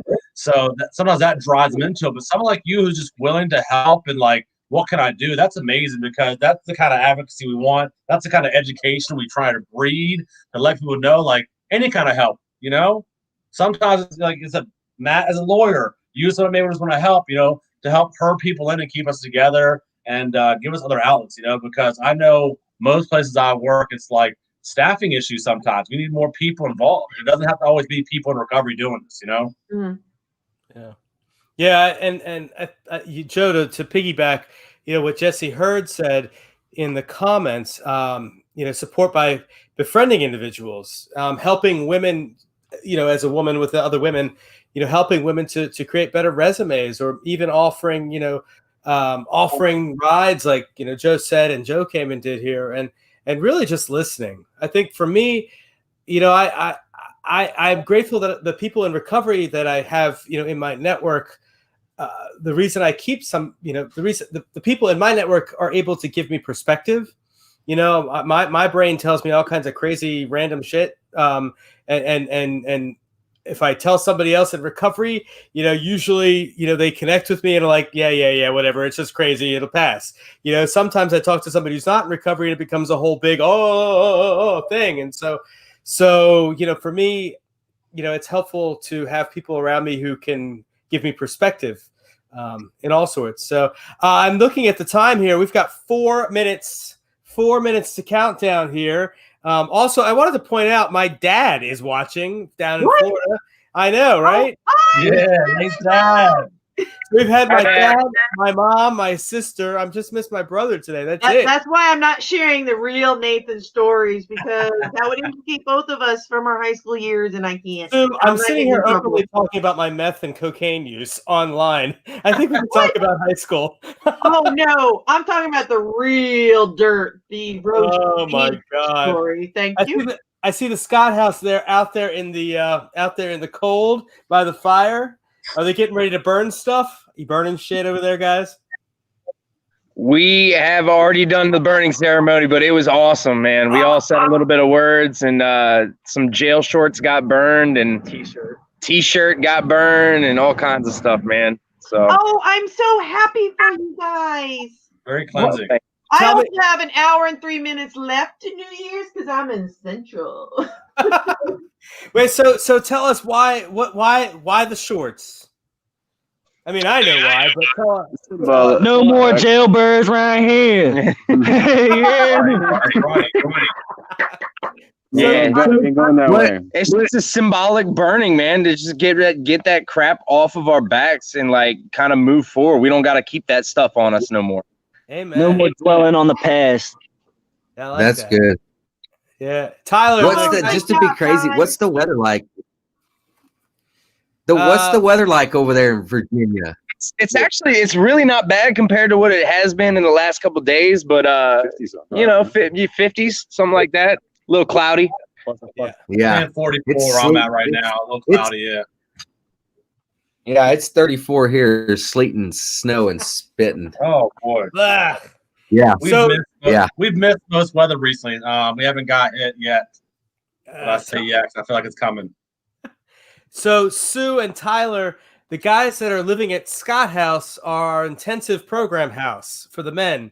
So most of them don't have phones. The guy using the phone is our assistant house leader there, and so he's right there. That's raw recovery right there. I mean, that's raw. And I love that. I'm 77 in Florida. Thanks, Dad. Yeah.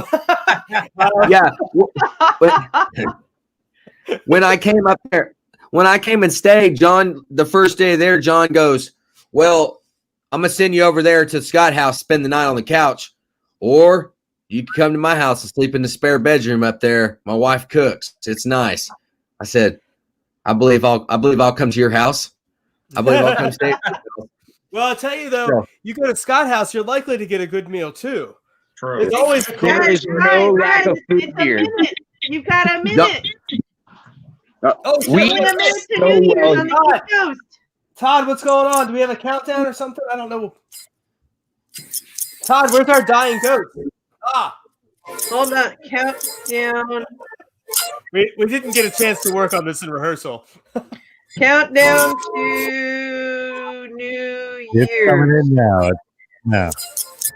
So you're just gonna have to be patient. You got Happy New Year's, everybody. We're gonna watch the ball drop, but everybody have a blessed year. Happy 2021. 18 seconds, 17, 16, Oh, I guess we're gonna stick 15, with 14, 13, 12, 11, 10, 9, 8, 7, 6, 5, 4, 3, 2, 1. Happy New Year! Hey, Todd, that's some great work, man. Good job, Todd. Hey, man. Thank you guys for having me, man. Happy New Year's. Anything you can do, man. There's my email address. I would love to answer any questions. I put my phone number up there, man. I'm all for it. Thank you guys for having me. Man, I appreciate you, Tyler. Good to talk to you, buddy. Yes, sir. Thank you each. Man. Thank you. You guys too. Here. Scott House. I got fireworks in the background. Either that or gunshots. I'm not sure yet. Could be. Oh, wait, I forget where you live now. You got a 50-50 chance either way. We're good. Oh, here we got both, which I have an hour left, so I do actually have to pop off and check on my dogs and my boyfriend and my house. Oh, well, so happy. Enjoy the last hour of 2020. Yeah. I know. I can't wait. This is the best last hour ever. So y'all just enjoy your New Year's. I'm so glad to have been part of this, and thank y'all for the information. I'm definitely going to follow up on these tips because I really want to be a strong partner for recovery. I think that's really important. That's awesome. Thanks, Sue. Thank you, Good to see you. Love you. Love you. Okay. All right. Bye. Bye. Oh my gosh, Joe. You know what? Oh, look at that. Hey, Harlan. Oh my goodness. We got all kinds of people watching. You know, if I had to pick at the end of the evening who I'd want to be sitting with alone. Yes, sir. Yeah. And by the way, just looking at you, I can see in your face you're losing weight. Yeah. So back in, this is something in my brain recovery's helped me with for real. COVID was getting pretty bad. I was working from home a lot. And back in August, September, I started working out, man. I got to like my highest score ever with my weight. I was afraid I was going to break my scale. So I started I started at the house. I started running around in circles in the house going stir crazy. My apartment complex has a small little gym. I burned through that thing in a couple weeks. And now I go to the gym like 3 times a week, man. So through recovery, through some of my guys in recovery that I work out with and my accountability buddies, man, I have lost 45 pounds in the last few months, man. So I'm pretty excited about that. I'm eating better. Like I'm meal prepping and eating more fruits and vegetables. And, I've cut a lot of sugar out of my diet because I'm diabetic. So like sodas and stuff have never been a problem for me. But Reese has taken a big focus. And I got 3 or 4 key guys that I talk to on a daily basis about this right now, man. It's really helpful to have that. And it's stuff I learned in recovery, man. It's like having a group of guys that are trying to accomplish a similar goal, and having a group of guys that are willing to call me out if I screw up or if I miss the gym a couple of days, man. So like it's been really a blessing. And like the gym now is just a part of my life again. Like it used to be. I used to be a gym rat in my 20s and 30s, so getting back into it, man, it's another piece of my serenity, whether I'm with someone else and we're chopping it up and talking the whole time, or I go by myself and I put the headphones on and I usually listen to Fish. It's like Fish or techno. It's one side. I don't know why. It's like, just something that's kind of mindless in the background. And I get that hour or 2 in the gym after work, man, and get my energy out, bad or good. And like, it just feels good, man, to like drop some of that weight. I'd like to get back to my high school weight. We'll see if that's a long ways away, but I'm happy I'm making progress. And life is good, man. So I appreciate that. Like I'm trying to get back down where I was. I felt like I was getting a little too heavy, So, but smoking, man, how the hell did you quit smoking? That's like on my list. What did you just one day say I'm done? Yeah. And it's, you know what it was for me right before COVID hit, Harrison T was living in our housing and, he and I started going to the gym together and I said, I can't do both. So I quit smoking and then the gym's closed for COVID. And I said, well, I guess I'll quit, smoking. So, but I did quit smoking and then I started eating. Yeah. And I mean, I was already getting heavy anyway, but I definitely packed some pounds since but you know what, if that's my biggest, right now I'm starting to feel it in my, oh gosh, this is not the way I want to have this conversation at the end of the night, but I'm starting to feel it. So I know that when the pain gets great enough, I need to make a change. And so, the cliche of working on my weight in the new year is, I guess, what I'm going to have to say right now.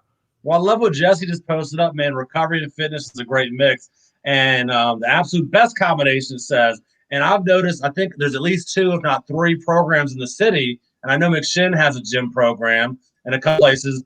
That's part of the deal, man. You get there, and like when I went to treatment, they dragged my ass to the gym every morning in straight cold turkey detox. I was at the hospital for a week, I went to treatment, and that first day there, 6 o'clock in the morning, they drove me to the gym. I don't be there or not, and it helped my detox. Yeah, we went 4 or 5 days a week to this 24-hour gym place, and either went at 5 or 6 a.m.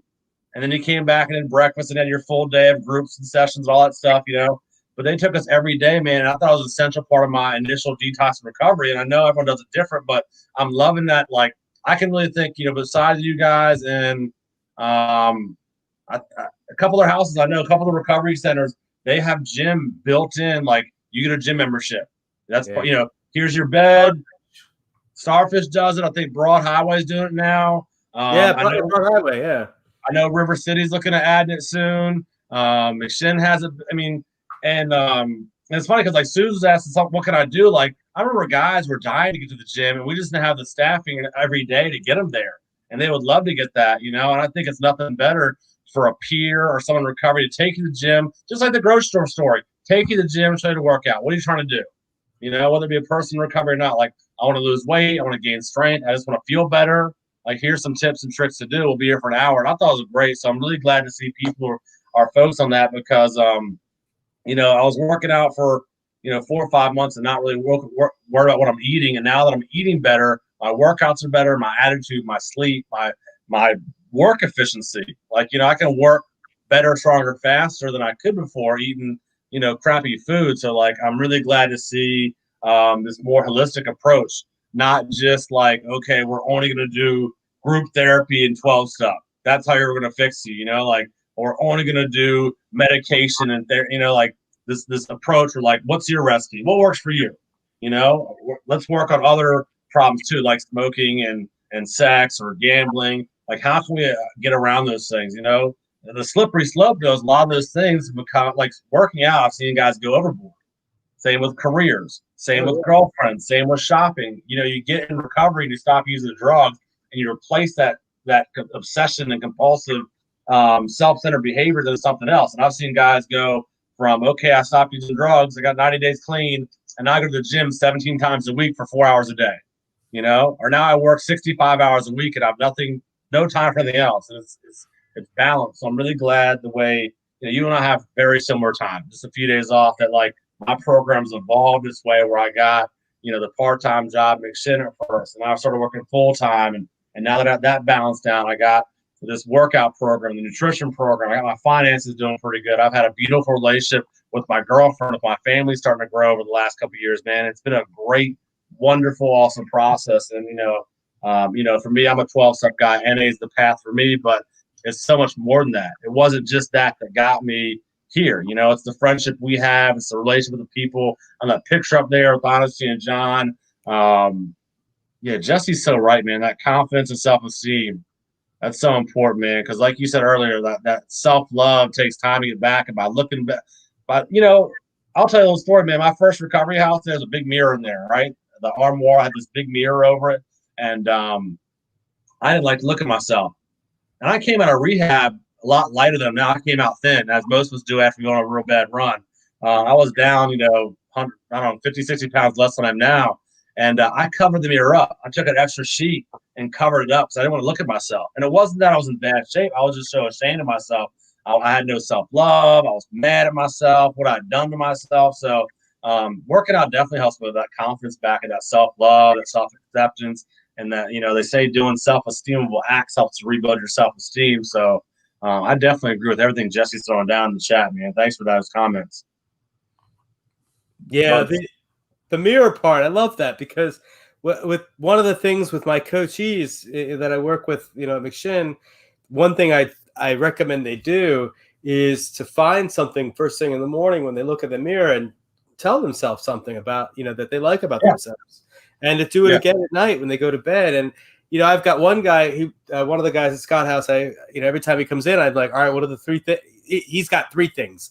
He's extra special. And every day it's like, what are the 3 things you can tell me that you like about yourself today? And then I say, oh, well, that's 3. And here's yesterday's 3. And I try to remember, and build on that. So, when he comes in and tells me that he's a piece of shit, I can say, well, hold on a second. You've got this, and this going for you.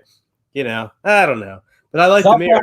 Self-affirmation is great, man. I know people that put the little Post-its up on the top corner every day. It says like, you're worth it, or you're beautiful, or, work, whatever you got to say to yourself. I think that's great. But I do a list every day, man. Every day I got a buddy I call right now, and we do a gratitude list every day, 3 things. I don't care if it's simple shit or big shit, you know what I mean? And like, I did that for the first year with someone else, very impactful. and I kind of fell off. And then I hear the readings in the book about getting back to the basics and keeping things simple. And that's one of the things I said, man, I used to do that every day, and it made my day. And I do it in the morning. First, I wake up like bam, bam, bam, you know. And we call. And sometimes he calls me, and sometimes I call him, and it's just those lists are so important, man. It's simple tools like that, and it's almost something I wish I would talk to Matt and Suze about. Like, you don't need to be in recovery for substance use to use these tools in your life. You know, like if you have self-esteem issues, confidence problems, or if you're not getting along with your, anything. I think recovery. I mean, I almost wish sometimes people that weren't in recovery had a program for their problems. You know, because sometimes I got patients that I work with that are much more mental health issues and substance use, and I have to use those tools, the affirmation stuff and the self-esteem builders more so than the coping skills that comes to picking up again, because it's like that's not the problem anymore. Now it's anxiety and depression and that kind of stuff, Yeah. I was fortunate to be able to see Sue. That's hard to say. See Sue when I was in Houston. She's down in Houston now. We went to high school in New Jersey back in the 90s. And she was out in the Woodlands, right? She's in Houston. My great aunt lives in the Woodlands. Yeah. Okay.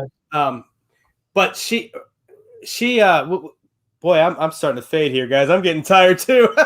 But we had a really good conversation about what you're saying, about, look, I don't need to be in recovery to find gratitude in my day, to live a life. And Sue really works that every day. I love that about Sue. She's always been a very positive, grateful person.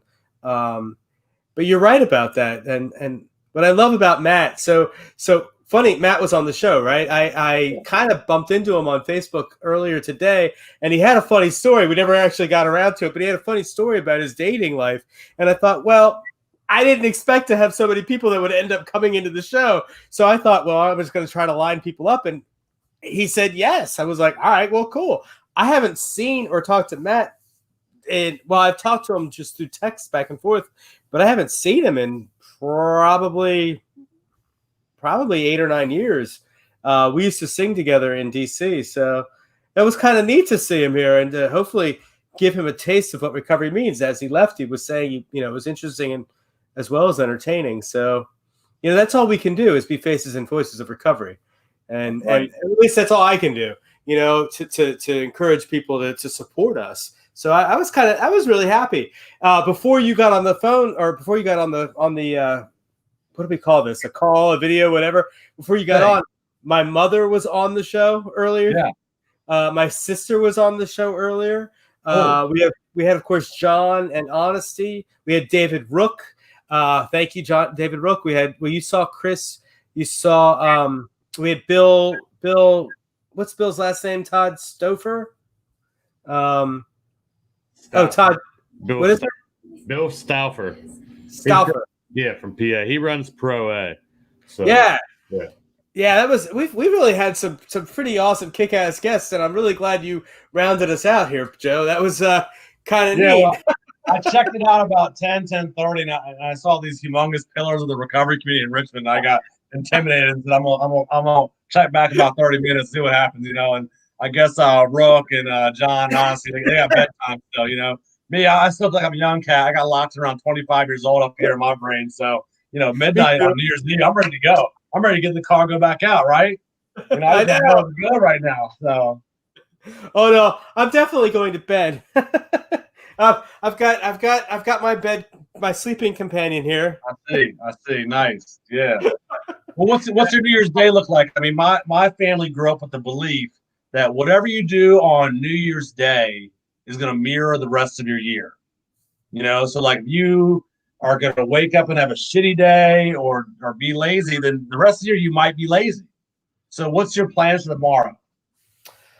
Well, I'm going to get up tomorrow. I'm going to go to work, try to get there by 9 and, talk with the guys, see how they had, their day. I know there were some things that went down today, so I want to make sure that I'm available. And something I haven't talked to Todd about this yet, and I don't think, but something I'm going to do tomorrow is I'm going to start doing Fridays at 3, I think.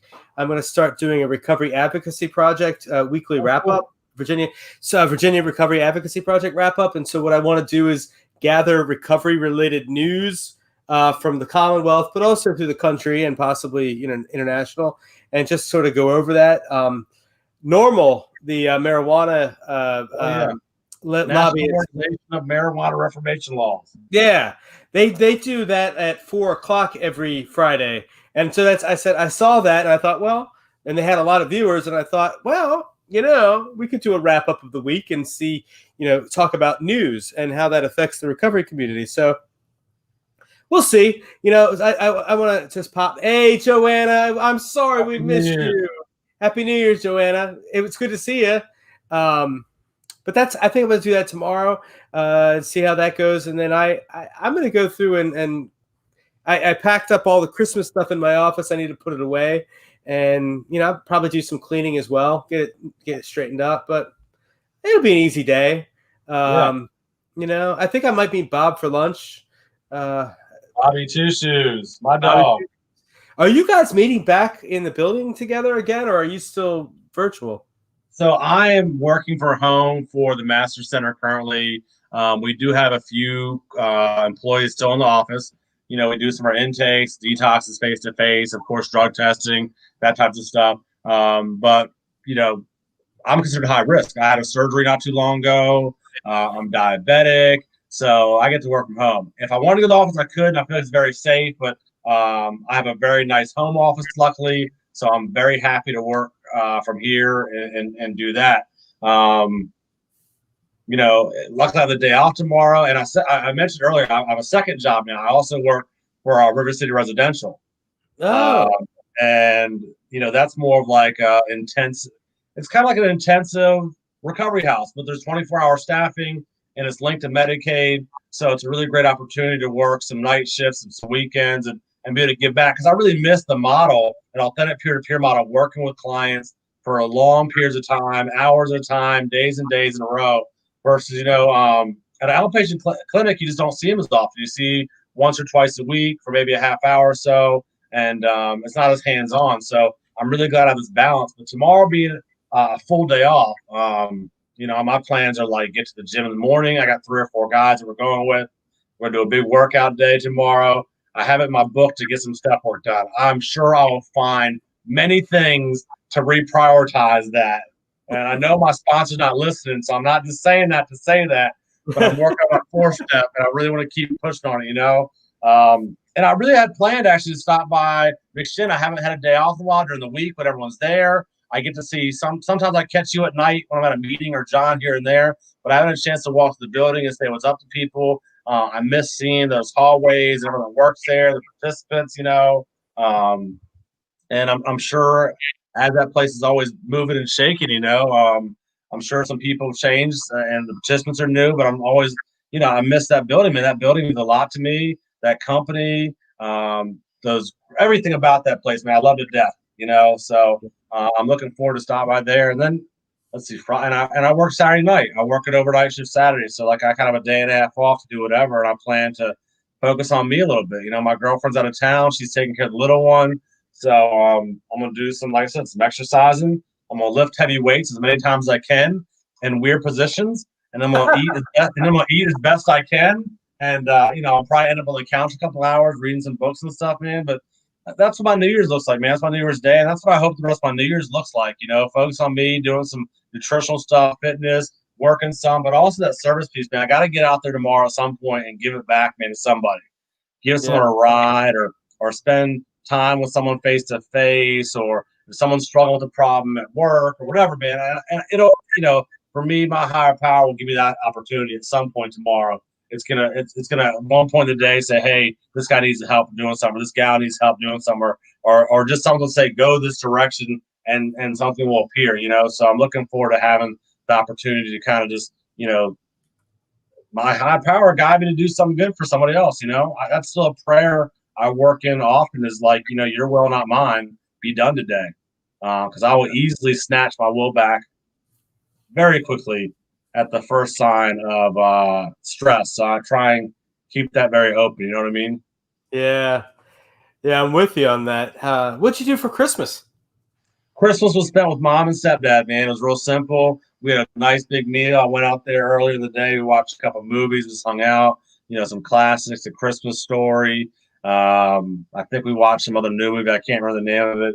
And then we had a great dinner and watched some sports, man. It was real relaxing, And then lucky for me, Tina got to come up in the night. Christmas, we never spent Christmas Day together. We always split with our families. So she came up Christmas around 8 o'clock, and we hung out, opened presents, and we went shopping because that's what we do. We went out shopping. We went out to eat a couple places, man. And just we just had fun, man. We get to hang out. Like, she's really integrated well with the people around here that I hang out with in the recovery, and we just have a great time together. Everywhere we go, we have fun, and I got to see some, I don't know if I'm being the best COVID advocate because I'm still out there going to meetings. I still go out to restaurants. I still go shopping, but that's my decision. I mask up. I test myself about once every other week for work. And my insurance company sends at-home test kits. So I stay vigilant that way. But because of COVID and because my brother's got 3 kids, we didn't go to Maryland to see him this year. And he works at a hospital. He works in a COVID wing right now. So it wasn't just because I'm at risk, and so my mom's older, she's considered at risk too. It was like, we don't want our pot of people to intersect, So, but that's what Christmas was like, man. It was a blessing. Had a couple of days off, had a long weekend, and back to work Monday. And I'm really happy that we get 2 weeks. To me, it's 2 short weeks in a row because my work schedule is a little different, more of a 9 to 5 shift. But the one thing I hate to say this, but I always think about it. Once we hit the New Year's, man, from January till about, I don't know, depending on your holidays, it's the longest stretch all year. There's no holidays, so unless you have to take some time off. And the reason I bring that up is not just because, I know when I worked at McShin, there weren't really holidays. You were there 365 every day. You know what I mean? But for self-care and for recovery, I have to put time aside for myself. I can't just rely on holidays and say, okay, from January 1st until, I don't know, was Memorial Day, end of May, that's your first holiday, really, but but McShin, that's not a holiday. That's a big working day. Yeah, but what I'm getting at, that's 5 months without any planned break. So I always make sure I put some time in, whether it's a half day every now and then for mental health or for self-care, man. And that's so important to my schedule. So I always think about that because, once you hit July, you got 4th of July, you got the end of summer, you have all these holidays that hit, and then you don't have as many holidays the rest of the year. So self-care is always an important piece to me, man. And taking some time off for myself, I feel like I've earned it. I didn't get clean to be miserable. I got clean to live my life. So going on vacations, man, spending my money on what I want, going to see my family, that's all important stuff, man. So I'm looking forward to the new year. I had a pretty great 2020. I know people are going to disagree with that, with COVID and whatnot. But, I lost a job. I got a job. I got my own place. I have the same girlfriend I've had for longer than in a long time. And bottom line, I've stayed clean. I got great relationships with people like you and my family. And life's going great, man. So I know 2020 sucked for a lot of people because of COVID, but I think perspective has a lot to do with that. And that whole carpe diem, seize the day attitude. And I can say today sucks when I wake up. I can say today's going to be a great day and live my life that way now, Yeah. Joe, I love you. Todd, I love you. I want to land the plane here, and I want to land the plane with a song. Todd, do you have that YouTube video queued up? Yeah. So before you hit play on that, so this is a setting of a prayer. It's in Spanish, but it let nothing disturb you, let nothing frighten you. All things pass, God never changes. Patience attains all things. Who possesses God lacks nothing alone. God is sufficient. And I love the piece.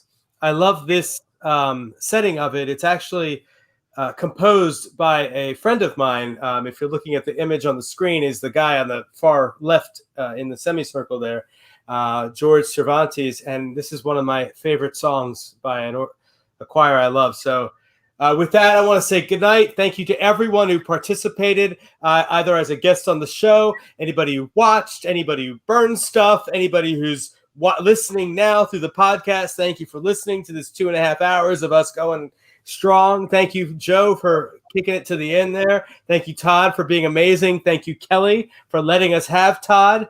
And thank you, everybody else. Thank you, Alex, for letting me be me. Thank you, Dad, for being here. Mom, Robin, blah, blah, blah, blah, blah, everybody else. And with that, good night. Happy 2021. Happy New Year. Love you all. Mwah. Happy New Year.